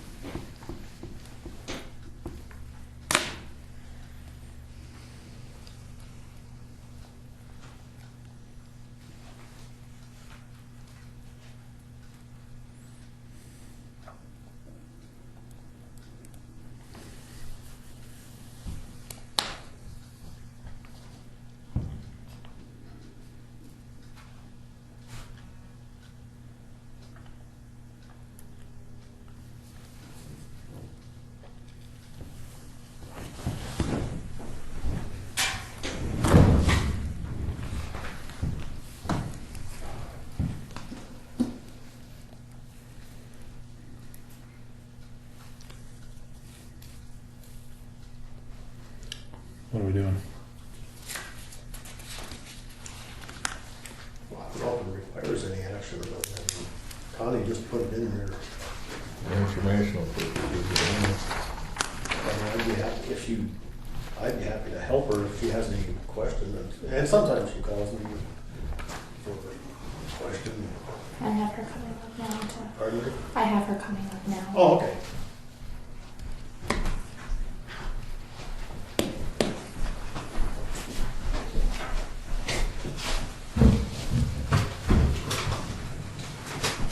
Yeah, we were just on page 49, the tax director duties, I think it was. Oh, okay. Where did that come from?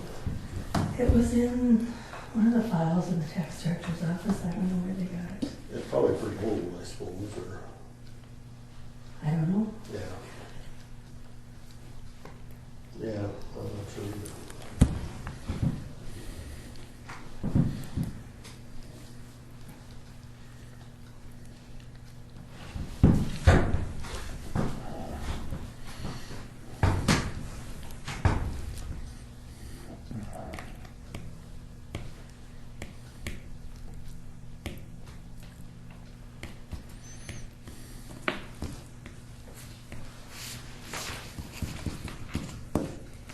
We were going through it some, like for January, number 1, send out homestead credit, disabled veteran credit.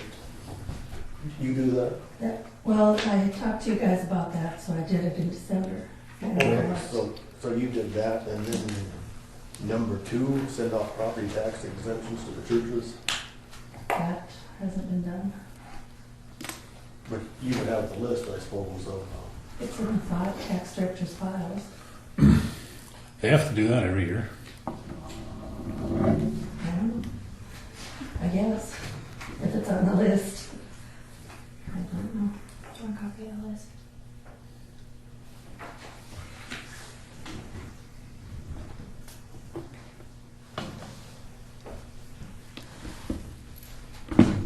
Probably like the farm exemption one, you know, for a long time. It was mandatory to do it every year, but it wasn't being done, so. yeah, and now it's saying, setting out the second round. And I don't think that's required, it's just second The round. farm exemptions. Oh, Farm farm exemptions. exemptions, yeah, And I suppose somebody just thought it'd be a good idea to do that. sure. Which, Remind them. which is, maybe it is a good idea.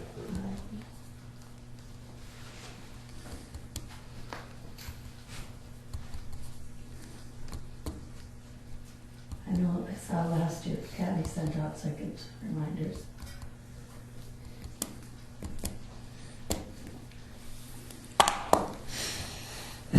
Those are sent out to people that have applied prior.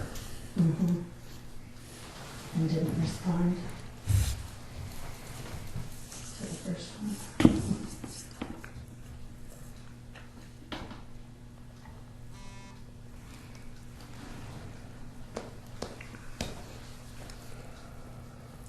Well, some of those, like the farm exemption, you said that wasn't done a year ago or 2 years ago or something? Oh, probably about 7 or 8 years ago, it wasn't being done. It was when Sandy Grandster was here that they started doing it annually. Did that make any difference if it wasn't being done? I don't know. Okay.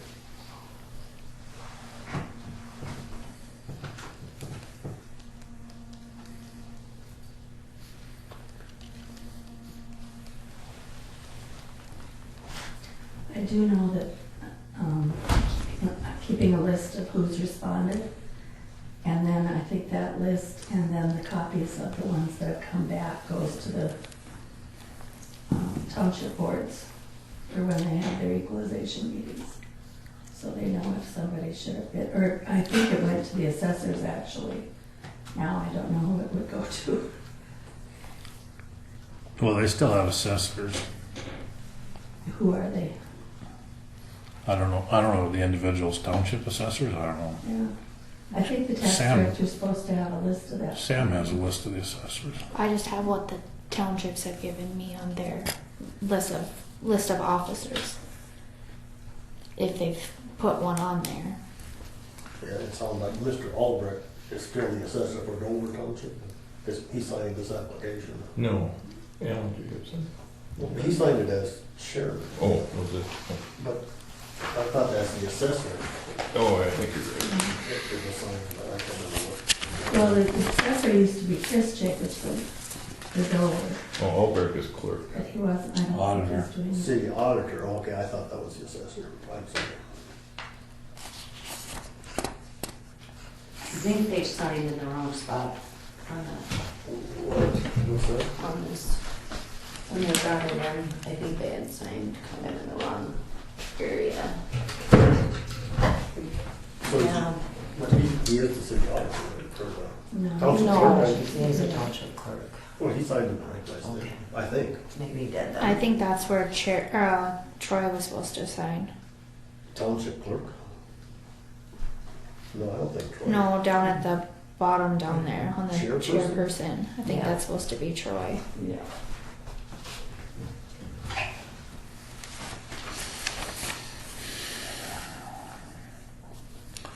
There's no place for a assessor to sign this apparently. Yeah.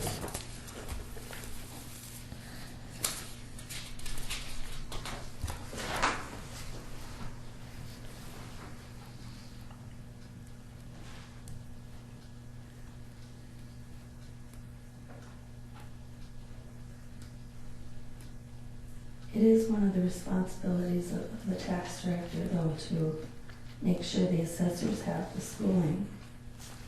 So I don't know when that's supposed to be done. I know usually it's been January sometime. That assessor seminar. Yeah. Number 4.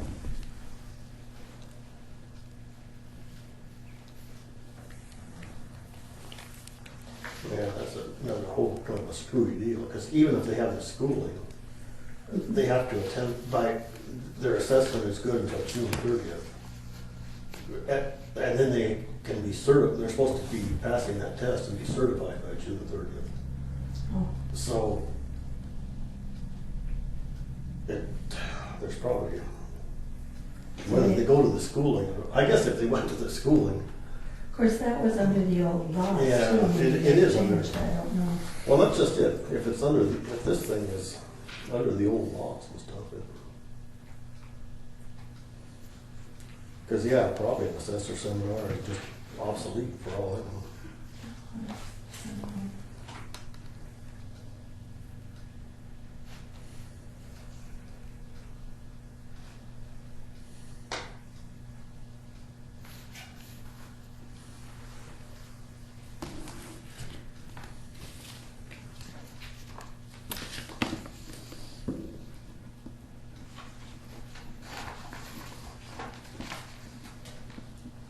But I guess we could pretty much just say it's our policy to go by the century code. And we'll do everything the century code requires. You know, and this isn't the century code, obviously, so. Some of it might be, I don't know. Well, yeah, but I mean, we, including Jamie, or I guess, you know, I've read through the century code to see what we need to do, and I made a list of it someplace, there was 5 or 6 things. You could just make sure we have to do, we get those 5 or 6 things done that are in the century code, and just figure we don't know where this came from or anything, so pretty much ignore it, just one approach or one idea.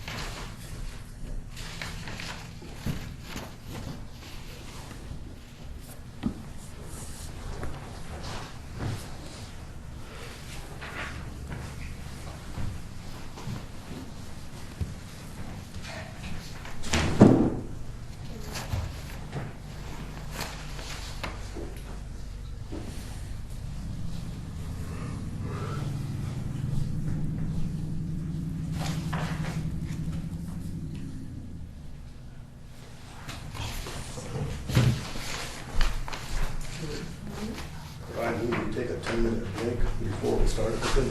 Second. Been moved that we take a 10-minute recess. Sure. Been moved in, seconded. All in favor? Aye. Yes. Call the meeting back to order.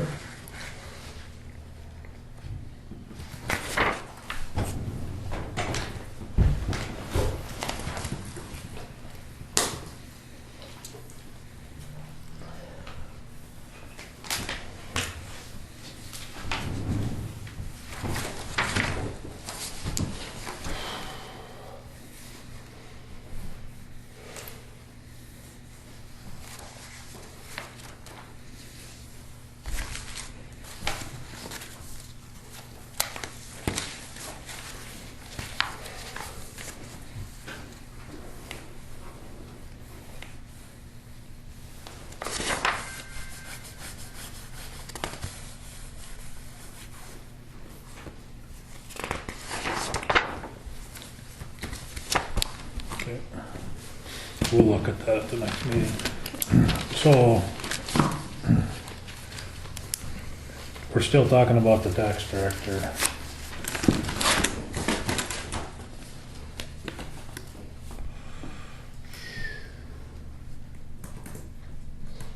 Yeah, I mean, it seemed like we should just comply with the century code and ignore this. Right, so it says the county director of tax equalization shall succeed to all the powers and duties of the county auditor pertaining to the administration and enforcement of mobile homes tax. So that means that that duty is when it's in the auditor's office, right? So my question would be, some of this clerical work that needs to get done, would it be in the county's best interest to name one of the deputies the deputy tax director? So that some of these things that need to be done on a timely basis will happen. I mean, obviously, if we're going to do the tax assessor's job, we're not employees of the courthouse, and we're not in here on a regular basis. So I don't know if that would be a workable solution or not. It doesn't seem like a bad idea.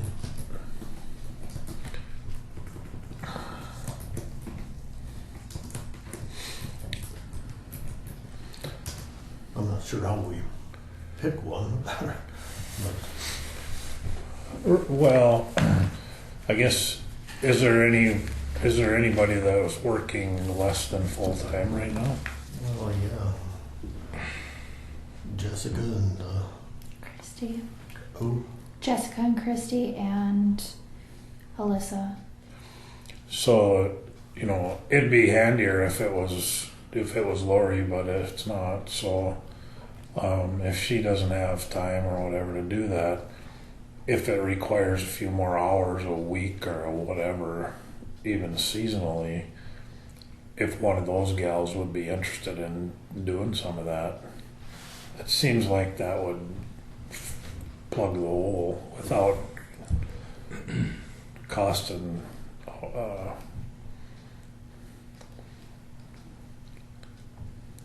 the county a whole bunch of money, or trying to find another part-time person to do it. And I don't know if those gals have any interest in putting in a few more hours or whatever it takes. Are they 24 hours a week? They're 4/5. 32 hours a week. So we're paying them benefits already, so No, you're paying 4/5 of the health insurance. They pay 1/5 of it. right. But I mean, so if they put in more hours, then it would be just a bigger percentage, whatever.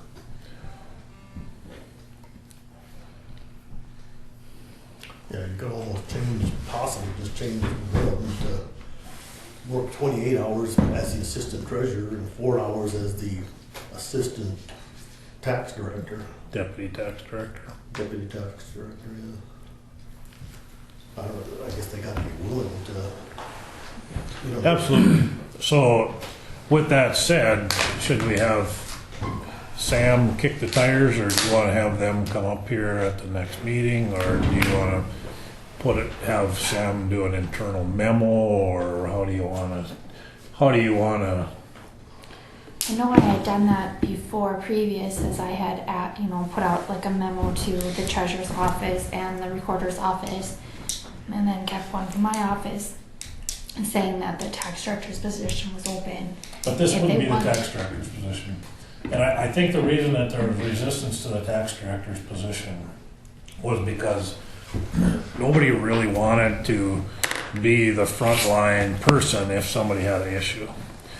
And right now, we are the frontline person. This is just to handle some of the clerical things that need to be done on a seasonal basis. To me, it's a different deal. Don't you agree? Don't need to do a training for it. And, But, I was, we tried to address this, and we decided that the threat of localizing all the deputies under the control of the county commission was enough to. Well, that's an option too. To put everybody in line where we could assign duties and they would do it without having to actually be their boss. But as we go forward, if we're asking whether or not a employee of the county will do something, we're going about it the wrong way. We assign the job and they decide whether or not that job suits them. You can't run a business, and this is a business, you can't run a business asking people whether or not they're going to do this. You can ask them whether or not they want to work here and do the job, but you can't let them run the business. And that was the reason for putting the employees, not the elected officials, but the employees under the supervision of the county commission, and let the county commission then assign them their job titles. Okay. And I still think that's the only way to do it. But we decided that we didn't do it that way because the threat of doing that would make everybody more cooperative, and we wouldn't have to take that step. But we'll see what happens here, but I think we have to take that step. Okay. We may have to. We may have to. So, I agree with you. How would you like to proceed?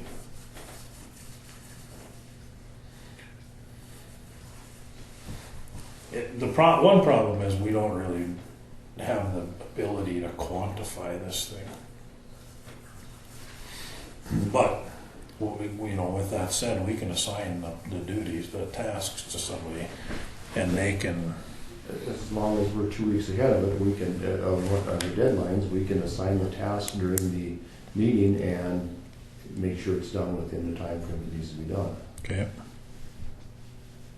I mean, this is no different than any other task that takes place in the county. It's just that when we don't have a tax director, which the tax director is exactly that. It works at the pleasure of the county commissioners. Yep. So if they don't want to do the duties of the tax director, they can't say, no, I don't want to do that. They can say, no, I don't want to be the tax director, but they have to do the duties or they can't have the job. And we have the ability to do that with the hired deputies, although we might have missed that chance because now we have funded the deputies in each department. And we gave up the control. That was the purpose of pushing to put this under control of the county commission in the first place, so that we didn't have to address this anymore.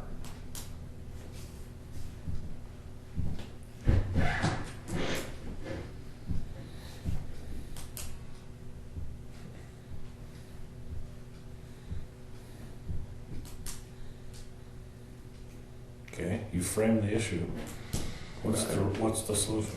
Well, I mean, I don't, at this point, I don't know what the resolution of it is, because we've relinquished control of those deputies for this budget cycle to the office heads. And the salaries are in place in those departments. So the only other way then, as a stopgap measure, would be to use the tax director's budget, which we funded, to hire a secretary just in place of a tax director. But it could be somebody that's already here if they're willing to do that. It would have been if we would have been more assertive. I know. So that's the option, as I see it. I don't know if we have to do it.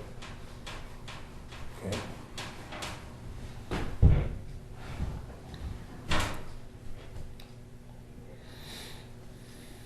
So do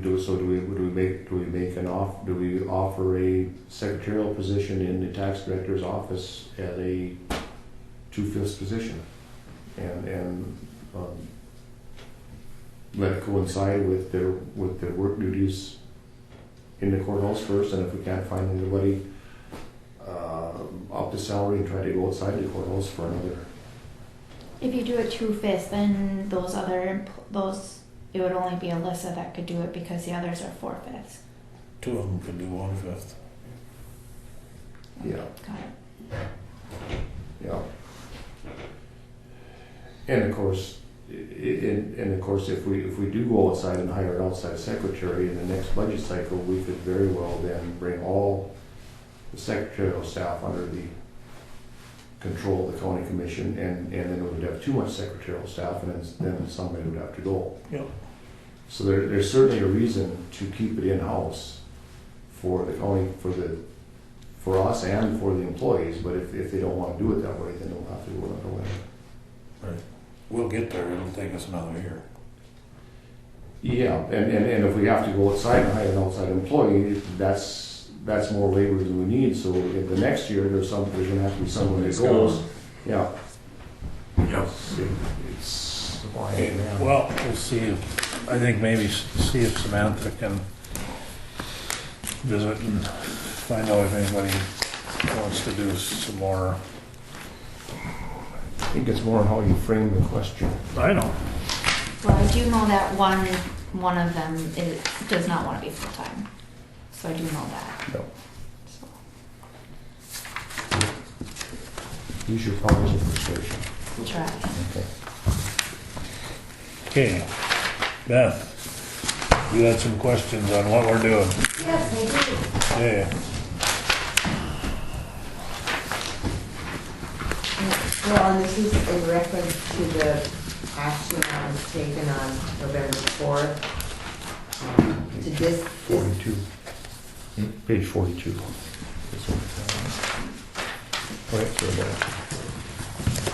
discontinue the JDA, but leave the funds in the JDA account and appoint the county commissioners to administer that account for a period of 2 years. Is that the latest action? Yep. I guess, how does that work in practice? I have some specific questions. So I made the motion, so I can kind of answer it. And Okay. Jamie, if I'm wrong here, you fix it for me. Okay. We asked Jamie how we go about dissolving the JDA, and his came back with after doing some research that we could dissolve the JDA. We could move the uncommitted funds into the under the control of move all the funds under the control of the county commission, and then pay the funds that have a commitment. And then there would be no further action taken. So the way it looks under this, then we would pay out the 71,1486, and the balance remaining would sit in the JDA fund for 2 years, and then we move into the general fund. I guess my question is, if there's still a JDA, don't you have to have a JDA board? There isn't a JDA. We voted to dissolve it. You did? Okay, Yes, yeah, yeah. I missed that step. Yeah. So that was, you did, I think she used discontinue here, but Yeah, that's what statutory language. it says discontinue, yeah. but it Yeah. was, you did vote to discontinue that. Right. Okay, Yeah. okay, so that, And this wasn't anything, this was just, we didn't think it was serving the total needs of everybody in Griggs County, and it was just a decision that was made to, there's probably other things that could be done with those resources that would benefit more people in the county. so that kind of answers my biggest question as to what happens to the JDA board. Next item, I do have, how do you want us to handle paying those outstanding commitments? Do you want to submit them? You want us to submit them to the county commissioners for your approval first before we go ahead and do that? Yeah. I would say so. Okay. Yeah. Because you're You're the only one that'll know if those projects do in fact get completed, I suppose. Yeah, and well, I mean, they could deal with you if you wanted, but I mean, I would still be willing to go over their paperwork first and That'd be submit super. it to you guys for approval if that's how you. No, But, do I mean, we if get, you're gonna do that, then you certainly need to be compensated for that. But I mean, But well, I mean, that's the way it has to be, and that's fine with me, but then, so this commitment will go up a little bit to 71,1486, but you have to keep track of your time involved in closing this out. I'm fine with that, now, question,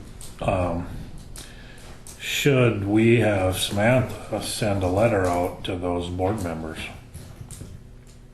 but. All right, somebody should. I never even gave that a thought when that thing passed. I Yeah, know we you did. sent us Well, an email today. yeah, I sent an email out to the board letting them know, but, and I can surely do that, and I probably will as Okay. well, to let them know it was discontinued and, How many are there? there are 10 board members. And two of them are right here, Yeah. so it's Stephen Oslox and Wade Fall. Were they compensated? We just do, mileage reimbursement, Oh, I don't, yeah, I didn't know that. and I've got some of those to catch up, that's on my list of Down here. for approval. That's included, the mileage reimbursement is included in the accounts payable there. Yep. And So, there's 2 outstanding grant projects.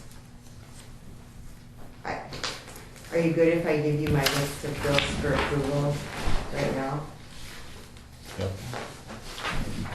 I'll let you guys pass those around.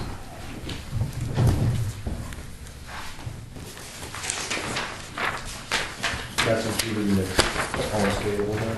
Yeah, we did, the CCA grant was closed out and completed, and we did that before we knew you guys had control.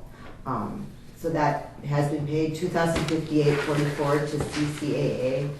so the total accounts payable right now is 614.86? Yeah, that's mileage reimbursement going back to August of 2013. Sure. And then there would just be the 2 outstanding grant projects left after these bills.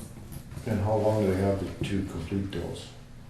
They have into 2017. They started in the fall of 2016, but they were quite certain they weren't going to get them done by the end of this year. But through 2017.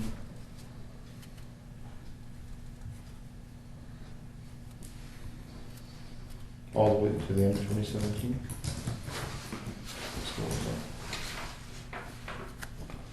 Oh, you can take me off of there. I don't know why I'm on there. Yeah. For mileage, I've never taken any mileage.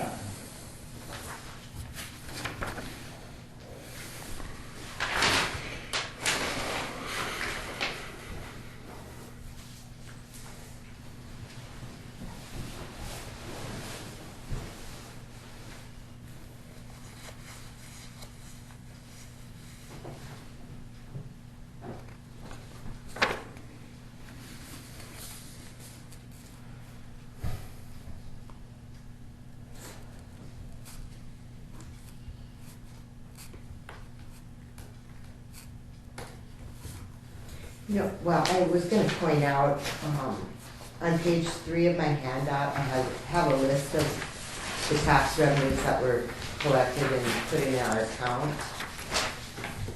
And most of it was collected by December of 2014. So it's already been 2 years since those funds were collected and a portion of it not used.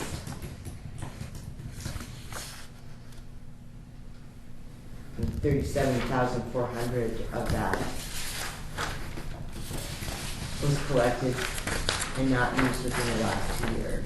So I'm wondering, I mean, should we just issue a check to the county and they would have in the general fund? I don't see why you'd have to wait 2 more years to have access to those funds. The way the statute reads, it's after the fund is closed, so we have to have those 2 years. So That's correct. Oh, after it's closed. After the disposal. In case there was something, litigation or something, anything that had to be covered under by the actions of the GDA. The way I understand it. So that subtotal will be changed to 575.80. If I did my math right.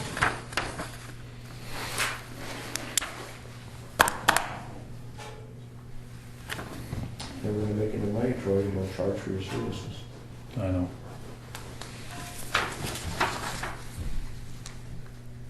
Then with the bank account, will minutes, you want to change names over on the bank account and things like that?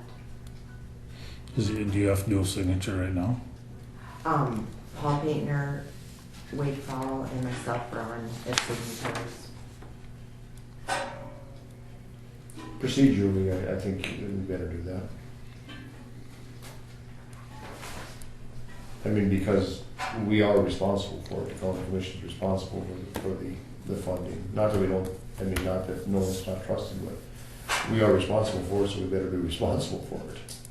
Could it just be put into the JDA's account that we have in the county and then paid out of that? Because they have their own fund right now. Yeah, if as long as it's in our fund, I don't see why we couldn't do that. It just can't be stored in the general fund for 2 years. Okay.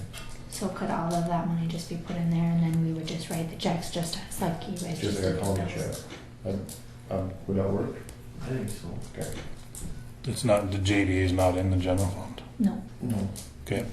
So then the separate, so the checking account that you're in charge of then could be closed, or there aren't any funds in it. Okay. Well, to move the funds to. Yep, just transfer the Okay. funds to county, give them to Connie. Connie will then put them into the JDA's account. So maybe that will have to be done by a check. I thought we were using the same checking account, but there's two separate accounts. Well, she would write the check to Yeah, okay. the county and then we would put it into the JDA's account here. Right. Okay. Motion to approve these bills that Beth has presented.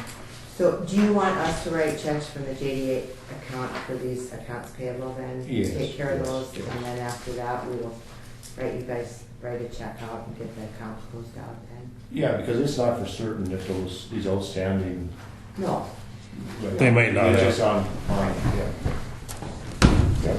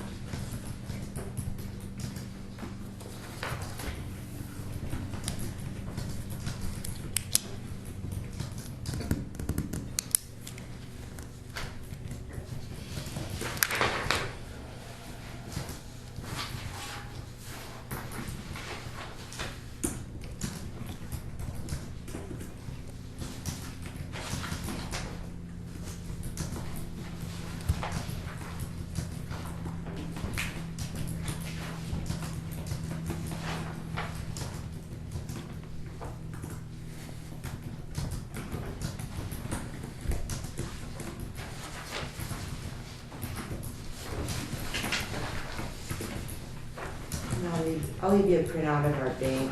I don't have, Paul gets the statements, but here's a printout of balance and everything on hand, which agrees with our balance sheet. Thank you.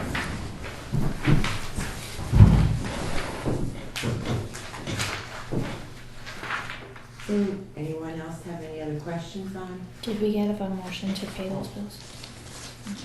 I'll make a motion to pay the GD's bills. Been moved by John to ask Beth to pay the current accounts payable of the JDA out of the JDA account before closing that and moving it to the county. Is there a second? I'll second it. Seconded by Sean. Is there any discussion? Is there any discussion? Is there any further discussion? Seeing none, we'll proceed to vote. John? Aye. Ron? Aye. Sean? Aye. Troy votes aye. Motion carries. Okay. Okay, is there anything else, Beth? Well, one question Sure. we had kind of, was the EDC. We were talking about that EDC, what the heck it was. No, and I'm not a part of the, it's Okay. the Cooperstown Griggs EDC, but they are still active. Okay, But I'm not on that board. okay. But is it, we don't give them any county funding. So we No, were wondering why they need a county representative on their board, but, I guess I'm not sure how, it used to be that the city collected a tax and, the city. helped, yes. Okay. And then they helped fund, the coordinator position, Becky Meidinger's Yeah, position. okay. So money went to the EDC and the EDC hired their coordinator. They got funds, they invested in Empower, so they got quite a few funds when Empower had made a cash distribution. So they still have some working funds, I know. Is that the same as EZ? It is not, No, no. Now the federally funded. Yeah. Okay. Empowerment, but now it's Rural stuff, rural Yeah. out migration, wasn't it? Mhm, to help out migration, Okay. some economic development organization. Okay. But yeah, I guess my thought was that should be purely a Cooperstown organization. It's not. Well, Griggs they County. call it Cooperstown Griggs, so Yeah. I don't know how much they service the county No, because like Sutton has an EDC and Hannaford has an EDC and and Binford. Binford has an EDC, so it doesn't seem like it's a county issue. I don't see it on the levy sheet. Is it just in, We don't levy for it. No, it can't be because it's a 501c3. So it's a non-government entity. oh, so there's no levy for it anymore, what there used to be? No. The city did do a levy, I think, to help fund the coordinator position. But they quit that a few years ago. Oh, I see, yeah, I that think at just one went for time- administration. Right. So there's no administration anymore. They just get together as a board and do whatever they do. Build apartment buildings. Or housing buildings. Duplex it. So, and I don't know if that qualifies as an industrial development, as this No. referred to in the century. It's like they refer to in the century code, but they are still active, but they don't get tax funds. Right. I think at one time there was state funds available for EDCs, but Well, So you work for the we're empowerment still zone. empowerment zone. So where does your funding come from today? We are on our own, through Yeah. loans and investments that we make. And So did you have Empower stock too that you're getting? yeah, we some- help form Empower, the startup money. That group and the Greek Stillwind Development Group were the two big investors initially. So we got a nice return from that a few years ago. And Oh, that was a one-time deal? well, we're still going. We hope if we get another project, there'll be more I see. return. We're still working, actively working. Okay. Empower. And it's one of our subsidiaries, and Warren Enyart works out of our office, and we provide staff, clerical and accounting staff for Empower as well. Oh, he's an Empower employee? Yes, He was CEO at Griggs Still Empowerment Zone, and then when our funding was cut, then he quit, but then was later hired by Empower. But thanks, you guys, and appreciate your work on the JDA, and hope it goes well, so. thank you, Beth. Thank you, You Beth. are welcome.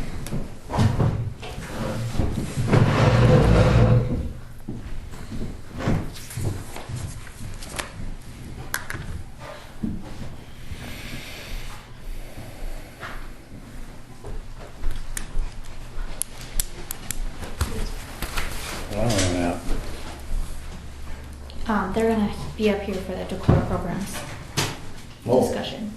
That makes a lot of sense to me. That is on the Dakota programs, that is next on the agenda also.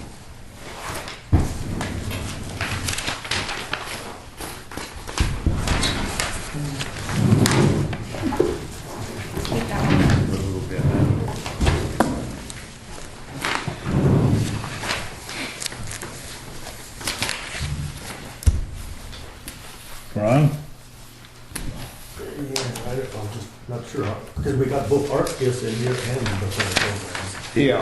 And I don't Two know, different. they're two different things. Are they covered under the same agenda item? I had that other stuff under the tax director Oh, information. Or we just never got the art gifts under the tax director? oh, I didn't realize that's where it was supposed to be. No, I didn't either. I didn't know what it was Okay. supposed to be, so I just, since it was. What's the GIS. issue with it? I don't, Well, what can you tell me about this art gift program? Do we pay an annual fee for it? No. So we purchased it 4 or 5 years ago, now we just have it. Mhm. Yeah. And it's supposed to be that we're supposed to be able to draw out whenever somebody splits off a parcel, draw out the new parcel, and then that will assign the soils to it. But none of us know how to use the program, so I have been manually assigning by guess, and by golly, I guess, Yeah. soils. Because there's free programs that do that, you know, Web Soil Survey does it, Oh, I don't know and anything. Cubius does it and stuff, so I sure hate to see us spend any training money on this particular program, because it's way more than we need, I think. You know, it looks like it does all sorts of things, so I guess as long as we don't incur any training expense for anybody, if we ever had any tax, because the old tax director mentioned that one time she was ready to start her art gift training, and I Oh, said, okay. well, I don't know if that's a good idea, but. We never did use it, correct? It was installed at the same We time. used it, but we always had an engineer from Interstate Engineering Right. came down and he tried to show us how to use it, but he knew it so well that he was going back and forth really fast. I just didn't get it. So. It's complicated. We used it in 15 years. Well, we used it for 5 years, about 15 years ago when the timber mapping. Okay, And it's a terrible complex program. I didn't think so. And it's not compatible with any, I mean, in order to use this one now, I don't think we're compatible with any of the upgrades to Microsoft. Do we periodically upgrade it? Not that I'm aware of. Or do you know what version we even? We have 10.8 Wow, or okay. Then it must 10.1 or be, something. it must be updated every year or two somehow, 'cause I didn't know they were up to version 10. Yeah. But I guess and we paid money for that, I suppose, right? At the time we bought, yeah, I mean, the upgrade, the upgrade, yeah. from 9 to 10, well, I just don't. We started out with 3.0, I think. Yeah, that's, And then. That was we a good upgraded version. to- I don't know. It does talk to Dakota Programs, so it does assign the parcel numbers to each parcel and that kind of stuff. But I don't know how it does that or how to connect it to. okay. Yeah, because I don't recall the commissioners seeing a bill to upgrade it for the last 3 years, Mhm. and maybe it hasn't been. I've never seen that we've gotten anything asking us to upgrade. And nobody knows how to use it, so they never asked for any upgrades, so. So I don't know if you need a motion, that we're not gonna upgrade anymore, but maybe we don't, we just, because if the bill turns up on our bills, it would be under art gifts or something, is that? I would think so, there was an Esri, the company we bought it from, I think Okay. it's Esri. It wasn't another software company that sold it to us. Interstate. No, it wasn't Interstate. Okay. it's not included in the tech budget or some darn thing and we've been missing it. Mhm. No. Because there've been no, annual payments or anything, so. Huh. It's funny they'd keep upgrading it. Yeah. I Well, don't, we paid for the upgrade, that was about 5 years ago maybe, to get it to 10 point whatever it is now. well, I thought. Oh, But since then, I see. So it's out of date now, most likely. Yeah, I mean, when we were using it, every time they would upgrade Microsoft, ArcView would drop. It would drop their version that used the prior Microsoft. So every time Microsoft upgraded, you had to upgrade ArcView. So I mean, sometimes it was 6 months. It was all Yeah, I thought it was upgraded a lot, every 6 months, yeah, or every year or something, I don't know. but at any rate, I guess we're in agreement, we're not gonna upgrade send us something and ask us. Or if they ask for any money or anything, we don't plan to give them any more. As long as Connie and Sam know that, and then we can deal with it. What's that? As long as Connie and Sam know that. Yeah, I think so. Well, again, it kind of goes hand in hand with the next discussion here on the software, because, well, let me get there. Right, so let's carry on. Yeah.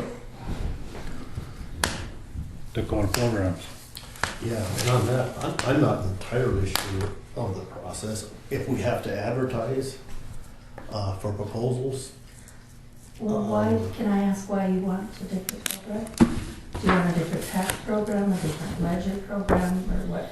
well, we want to see what's out there for sure. And it's always good to have a comparison. I mean, if something is a whole lot better than what we got now, we'd sure like to know about it. And it is possible that, that once we get the responses back, maybe GovernSoft is the best one. How many counties in North Dakota? There's quite a few that have. It's 22. I'm not sure whatever Foster County had, but my sister-in-law was the auditor over there, and she did not like their software they have. They have software innovations. Yeah, she didn't like that. Yeah, and it's too early to make that sort of 20. decision. Yeah, but I'm just saying. Yeah. But she didn't feel it was very user-friendly. Yeah, but somehow it seems like software if we're going, maybe we just, rather than contact software, because there were 3 big companies. Up software innovations and computer professionals. Yeah, and I don't know if. Where's that at? Last week. 55. That software innovation, computer professionals. Yep. I don't, we're expected to contact them and ask for proposals, or if it's, Jamie would probably say we should advertise for it, I suppose. If we're considering software upgrades, we should advertise and see what kind of response we get and see what anybody turns in. I don't know if it's not gonna be $100,000, No, that's true. so I don't think you need to. I don't know, what did it cost originally? Oh, boy. $15,000. It stayed at $12,000 since The 2000. maintenance agreement, that's what it originally cost, I don't know. Yeah, I think you probably paid $100,000 for it, and then there's a $12,000 annual fee for it. I'd be surprised if we paid 100,000. You don't think it was that much? I don't think so. Okay, I mean, it was probably There some should be big something in number. that file. Original cost. Yeah. Billing is annual with the following rate possible. Because the owner of it was he lived in Grand Forks and he developed it. That's that Maximus guy? No, Don Shealy. Don Shealy, no, I don't know him at all. No, he's dead, you wouldn't. I haven't talked to him. But he developed it when he was alive.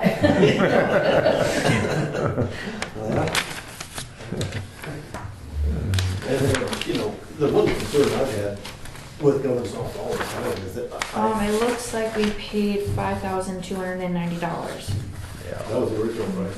I do believe so. But I believe that Bob Nix is an old man like me. Mhm.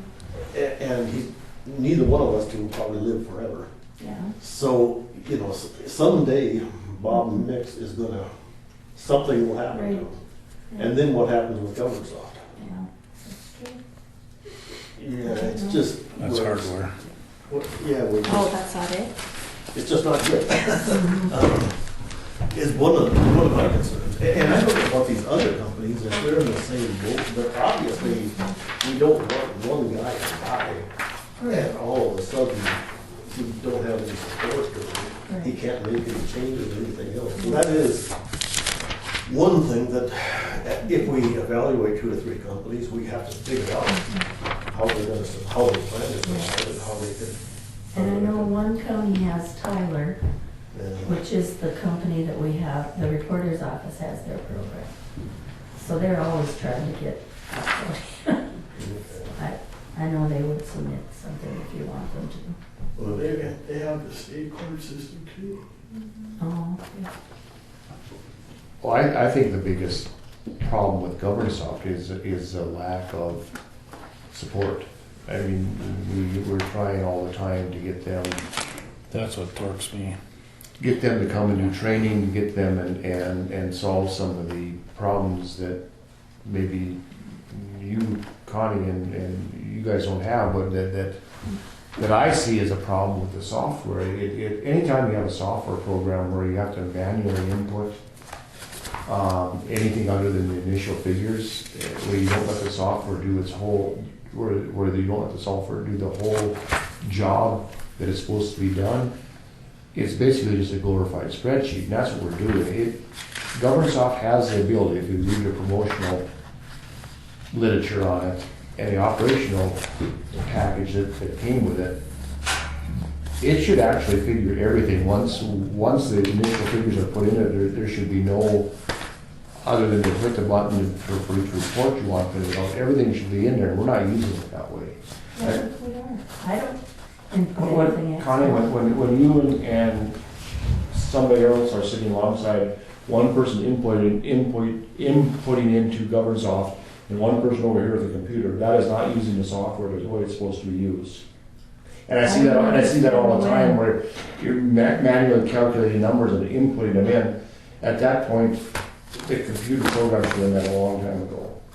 I don't know, I just don't, The I can't think of any example of that, I'm sorry. When you do the tax levies, I mean, that's always, I mean, you're always doing it alongside of somebody. I mean, Samantha's sitting alongside you, Cindy was, and you're manually calculating all that. And the program will do that. Checking things we're doing, but you have to put in the total. Like the budget amounts that I get, I have to put those in, then it calculates the levy for me. I understand, but the reports that it's supposed to print, either we don't have the ability to figure out how to print them, or it doesn't have the information in the computer to print them. So either way, it's a training problem. Because, Okay. there's only two things that can cause that. So we need someone to come here and train everybody if we're gonna use GovernSoft, so that the program prints out and gives us the information as advertised. Okay. And the other problem with the program, it is based on such an old operating system, Yeah. that if there's ever a problem with it, I don't know how in the world they would sort it out. I mean, if it ever should get a bug into it, Ron said there's a million lines of code in the thing. And that's. You said there's a million lines of code? Yeah, I think That's what Bob is working on, Yeah. is changing it to. Well, and I don't understand what he's doing, but he's converting it to From DOS, my SQL, I think so. and he's done the payroll portion already, because didn't you say the payroll portion We're like on the has web. been converted, but there's no time frame that that he's. So he's building this thing on top of a SQL database? Well, I don't know what he's doing. I don't know. And it's not, convert isn't the right word. Well, Convert would say that you take all the data and you put it onto a new operating system. This is overwriting and making it compatible with a new operating system, still using the old DOS format. yeah, I'm just. Yeah, I think that's what he's doing, and I know he's in the process of doing the ledger. I don't know But the what fact that exactly. we really don't know what he's doing is kind of Yeah. bothersome. I mean, maybe GovernSoft is the one to use, but how many times have you called them and we want Mhm. advice on how to do this and how to do that, and you never get a straight answer. Well, yeah, and I can't think of a specific example, but a lot of times, Kelly Hornstein would write back and say, if the users would enter the data as it was intended, Yep. you wouldn't have this problem. And I think I've shown you some of those examples. And it kind of came up with the one that,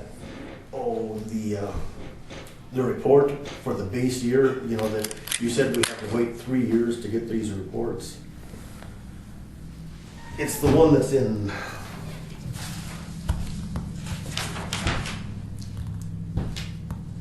571501.1.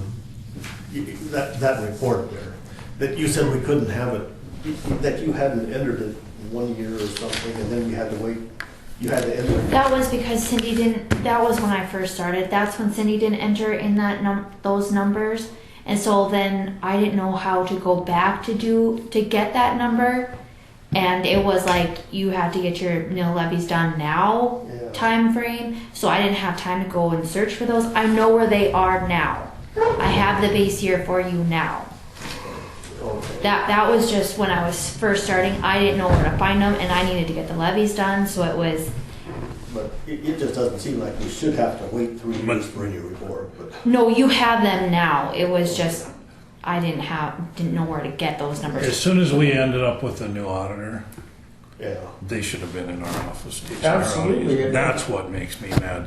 Because if you go into software blind like that, and I know that the rest of you girls helped, as much as you could. Nobody gets better at it if you don't have somebody that has a higher level of understanding come into the office once in a while and say, hey, we fixed this, we've done this, now you can do this and it's easier. They just refuse to come and do anything. I mean, Were they ever here to training? Yeah, well, at the beginning of stuff. in 1987, Right, and it's changed. Orville Tranby signed this contract in 1987, and there was training in there. I mean, Yeah. when you look at the deal, And basically now, when we want to learn something, Kelly will send us the instructions. right. But- And it's basically print screens, click here, click here. But it's gotten to the point where when Ron and I ask Kelly questions, it's almost inevitably that, well, they're not running the software properly. And so then we say, well, come and help, we want you to come and train them how to run the software, and then no response. Mhm. So the questions that were asked, either he doesn't know how to answer the question, and he's blaming it on you people, or he doesn't have, the software is not capable of doing what he said it's capable of doing. Either way, when we're paying $10,000 a year and he won't come and stand in front of us and promote his product, he's, in my world, he wouldn't be somebody that would be supplying me with anything. And maybe it will be, maybe that's the only, maybe this is the best alternative, I hope not.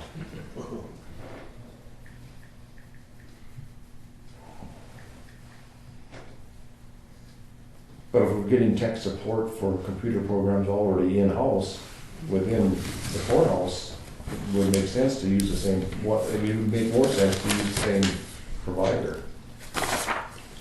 To do what? The software program is for the recorder is Different. different, and it is one of these software providers that is on the list here, correct? Right, it's Yeah. Tyler Technologies. Does she like it? I think so, yeah. I missed that part.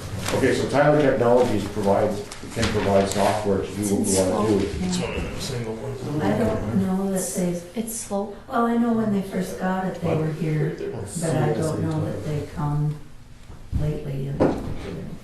Yeah, I But don't then she remember, goes to trainings too, so maybe that's. I don't remember seeing a bill for Tyler. From my experience working for the state, when they developed the Odyssey program for the court system, they have the ability to write the program the way you want it. If you want different things in the program, they'll do it too. That gets really expensive if you're going to start getting custom software written. That's not really rational in a county this size. That we can't be that unique. But I mean, one of the latest requests we made of GovernSoft was to help us on closing out the year end and having those balances zeroed out, so we start the budget with a zero balance in each account. And his response was yes, he could do it, but only if the inputs were put in properly. And he had no excuse why I wasn't doing it, other than, what do you say? If I was there, I could figure it out. Yeah, he said, I'm not in Griggs County, so I don't know what went on. Yeah. Okay. Well, that's not an answer. And it's not anybody's fault other than his. If he has a product that he can't explain how it works, he gotta come and explain how it works, or we don't want the product. Seems logical to me. You know? I don't know if we can get out of this for another 12 months, though, the way this is written. We're not in it yet. We are. We are. Non-payment is out. We're not in it. The term of this agreement will be effective for 20 years from the date it was accepted by licensor and will continue thereafter on a year-to-year basis unless written notification by either party is given 30 days prior to the expiration date. So whatever expiration date is, you know, if it was the first of the year, we didn't get it done. That was my point. Mm-hmm.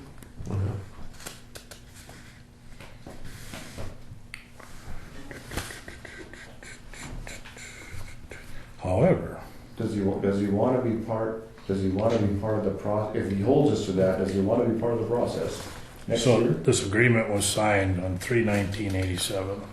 So I think we're in good shape today. Well, nobody said it on a year-to-year basis after that. What's that? It said on a year-to-year Yeah. basis after that, so it doesn't matter when it was signed.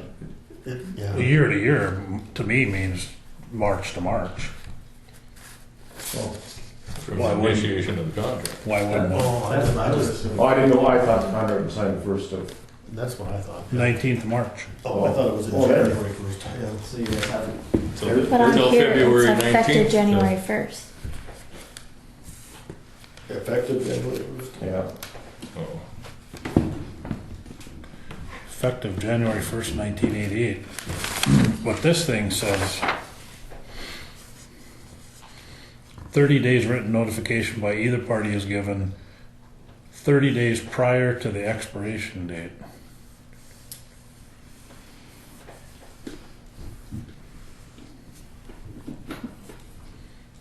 So it's effective, then the expiration date would be December 31st. Right, but it says it's kind of strange because the term of this agreement will be effective for 20 years from the date it was accepted by the licensor. So, Signatures acceptance. so the signature, the licensor is 3/19/87. They kind of conflict with each other. I don't know if that's what it is.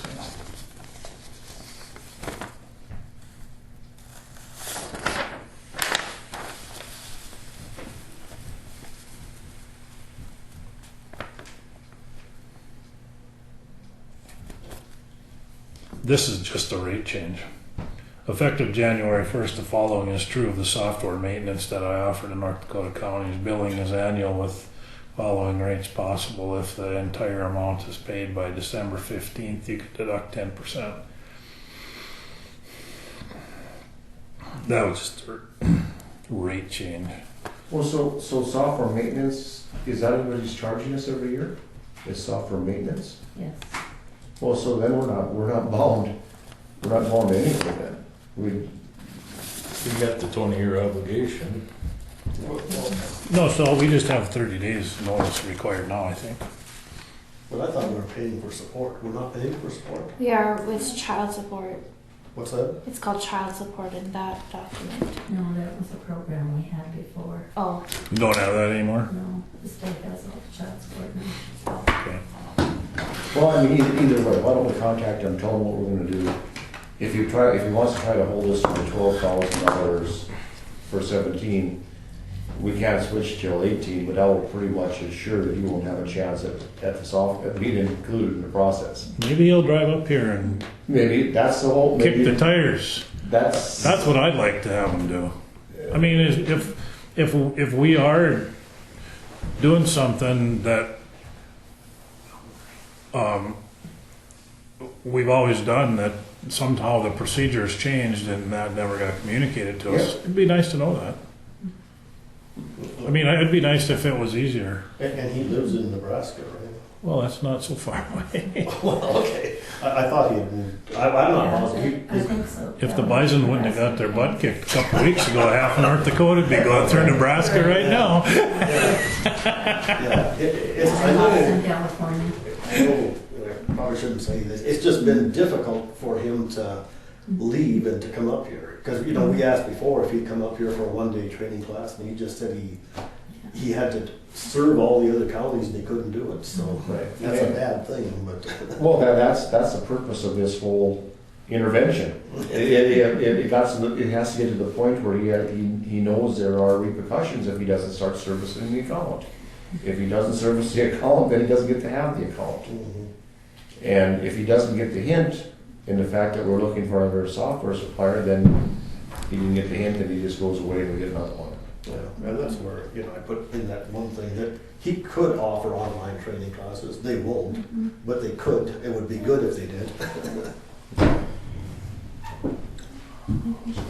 It's pretty dumb if you're a software engineer and you want your program utilized and you just say they're inputting the data wrong. But not if you've moved away and essentially retired and just using this as a means of income, and when it runs out, it runs out. And you can't blame them for that. I mean, What's that? I said, I don't think either one of them retired. They were pretty hard. Well, but if Bob Nix is 70, how old is Kelly Hornstein? Do you know? Probably 60. well, maybe not. Maybe they didn't retire from North Dakota. They abandoned North Dakota. Mm-hmm. And if you're running a business and not supporting it, how in the world do you expect the business to go forward, or why would you expect a customer to put up with that? Yeah, and I know the mind doesn't work as good when you turn 70 from Yeah. experience. Well, I mean, how in a good conscience can we pay them $10,000 for something we're not receiving? Other than aggravation. We're not going to, so, Call them up. do we want to just Send put him a letter. on notice? Yep. So, and then ask for some proposals? Well, yeah, should we have Samantha call every one of these companies? Yep. Oh, for Pete's Peppers. What's that? I said, oh, for Pete's Peppers. I still didn't hear. I said, oh, for Pete's Peppers. Okay, oh, for Pete's Peppers, all right. Well, I guess I heard you, I didn't. How many are there, 4 or 5? I mean, Well, you don't want to call them ones that are using AS400 in their own shop. no, I there's, mean, there's that's, two. they've written their own software. Right. Some old guy is ready to retire from there. That's not going to leave anybody. I think we should just call Computer Professional Software Innovations and Government Software and Tyler. Well, I mean, there's only one, unless they serve a lot more people. Tyler I probably think should. Tyler serves, their tax program anyway, probably serves in other states Yeah. and counties in those states, Okay. but only one. Well, we county. can ask them. Yeah, We we can we just want some information because we're considering providers. Okay, so everybody other than local as AS400.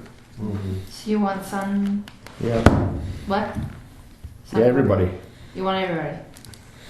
Except the local AS400. Is that what you said? Yeah, because that's a privately written one. Yeah. I mean, and then we can just say, so the wording will be, Griggs County is seeking county software providers, and please reply. There'll be 6 of them. Yeah. Okay. And then after the reply, we can set up an interview process and have them come up and give us a demonstration. Give those guys a demonstration. Yeah, I know. And then we can run on this list and ask them the questions that Ron put together here. Yeah, and one of them, for sure, Great Plains, that's the big company in Fargo, so obviously if one person dies at that company, I mean, that's a continuing company. They would have that advantage, I guess, that they're not dependent on the life of one person. And others would have other Well, advantages, but They're bought by Great Plains Software or Microsoft, so they're not going anywhere. no, they'll be around for a long time. Yeah. So do we need to also send a letter out to GovernSoft, giving them 30 days notice as a possible cancellation? Sure. I would say that would be. And at the same time, invite them to participate in the process to provide us with software. See what happens. Yeah, and this is sort of that page 51 is a pretty rough draft. I'm sure you've got other items that are that the program has to do this, the program has to do this. So you can put things on there, I don't know what they're gonna be, but I mean, you've got certain requirements. Yeah. And probably one requirement is just the number of modules, because on this program, like, I believe there's an inventory module, but we just never use it. And so, I think there's other modules that we own, but we just made the decision we're not gonna use those modules, I think. So I guess your part of it would have to write up which modules are, they gotta have these modules or else it ain't gonna work. But And it does the payroll, payroll, general ledger, General ledger, and tax, payroll, and tax program, tax, and soils, I guess. yeah.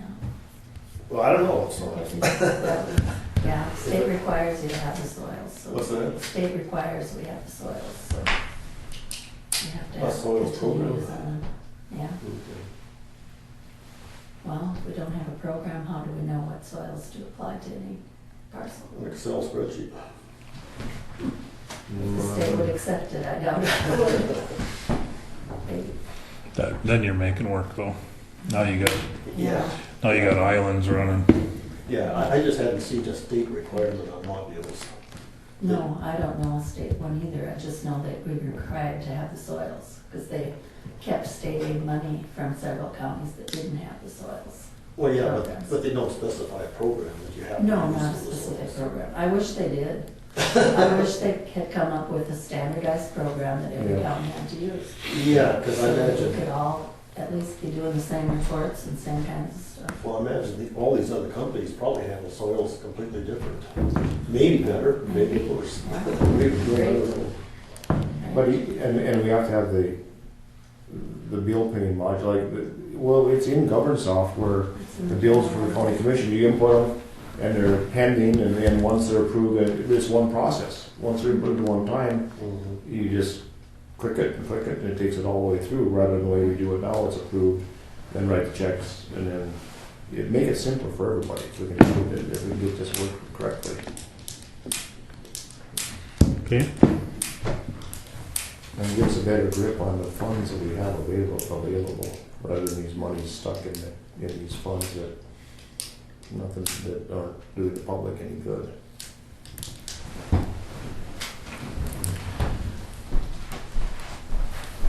Thanks, Connie. Thanks, honey.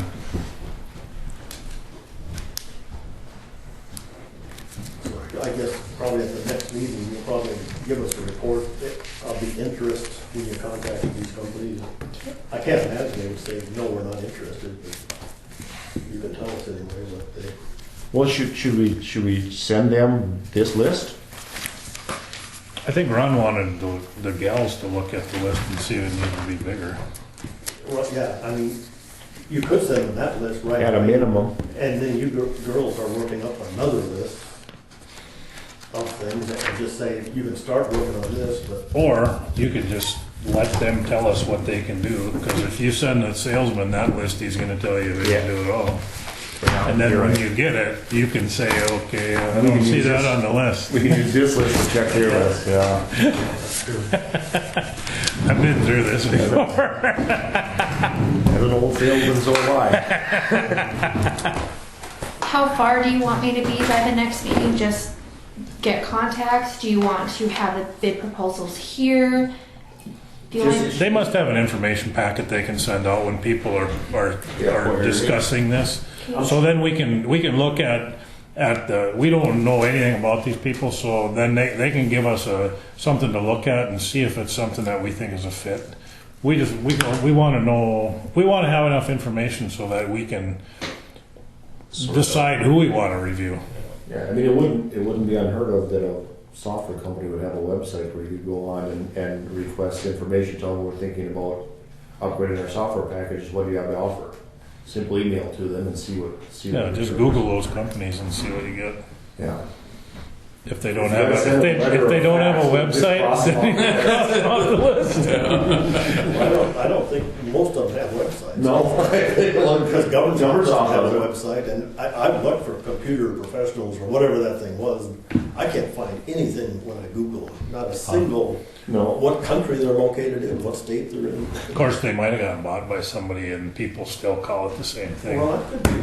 You know. But okay. Anything else? Not on that. Are we on what? No. What am I doing? New courthouse open. Oh, I thought I ran out. I ran out of pages. I didn't run out of.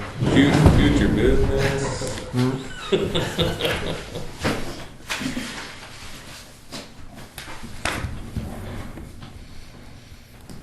Old courthouse, new courthouse. Well, the heating and cooling guys aren't there yet, and I don't know if called. Like not having any luck. He didn't answer me either. It's cold in there right now, but I'll go check. I just got here right before the meeting, so I'll go walk through and see what's on for stuff, but it was like 59 degrees in this afternoon yesterday. In your office? So did you go check the thermostats in the rest of the building though? I haven't. Because they're probably still down. And you know, so there's, I think, there's one in the auditor's office. You have to go into their office and see the thermostat. Just turn them all up so they're the same, because more than likely, if they're down, it's Right. sucking. And then all those little, The space heaters. yeah, wall heaters. I turned them on the last week when I was in there, but I didn't set the thermostat, so we have to click them till they click and go up a little bit more. Or maybe if they turn them on and they're running, that's good enough too.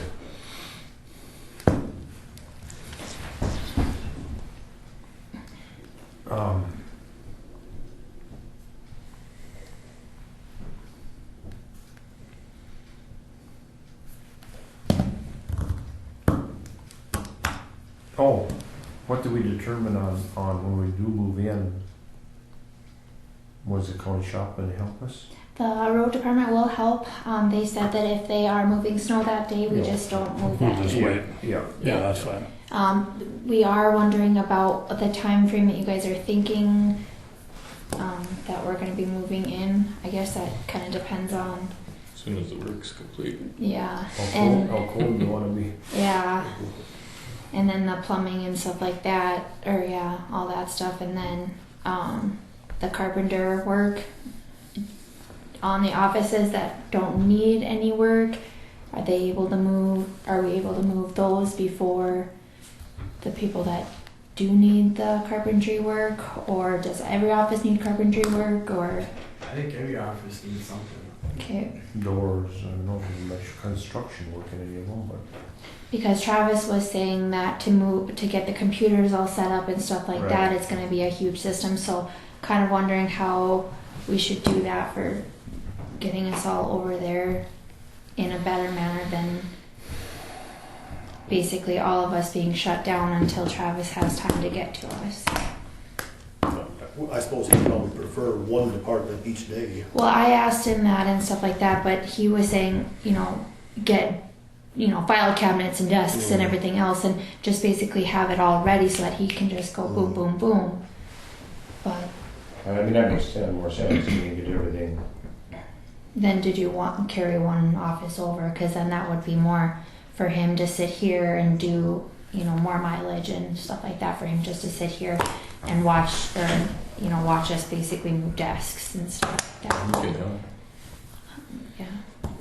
Yeah, because all we know is that, was it Stockland that's gonna do the carpentry? Yep. He's just, all we know is towards the end of January, is that? Well, he was saying towards the end of January, but then he can move some work around or something and get in before. But Yeah, it's I haven't heard from him. 6 now. So. Yeah. Yeah, so I guess it wouldn't hurt if you wanted to call him to see Okay. if he's still gonna be able to come towards the end of January. Okay. And I forget what he said, a couple of weeks, didn't he? Hanging the doors, I think. It was that trim in the courtroom or something Yeah, that that was was going to just- take a little while or Well, I something. thought that was just gonna take a day or two, that trim, and then it was the door that was gonna take a Doors. couple of weeks, but. Because that trim, you should go, it should be able to do it in a couple of days. That ain't gonna go that's gonna go fast.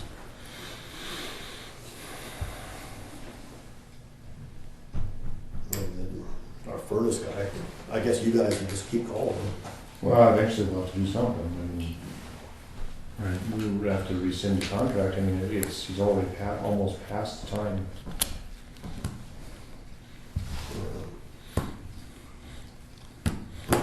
So I got an insurance adjuster on his way to look at my pickup. And he's just by Finley. Are we gonna be done or should I make him come to Cooperstown? Well done. We're close to done. And it was, I know under new business, John brought up something, and it's left my mind on what it was. When we were going through the bills, we said, well, let's put that under new business. Employee manual. What was it? Employee manual. Oh, okay. Thank you, Well, guys. under old courthouse, new courthouse, can we talk about what's gonna be done about my light? I'm kidding. I would have been disappointed if you I'm just kidding. I think you should just hook a clapper up. Well, Tammy said that she was just gonna come by my office and just keep clapping then. Yeah. We adjourn. Been moved by Sean, we adjourn. Is there a second to the motion? Yeah, I'll second. Second by Ron. Is there any discussion? Seeing none, all in favor, say aye. All same sign. Motion carries. Thank you. Thank you, guys. Next meeting, January 20th. Next meeting, January 20th.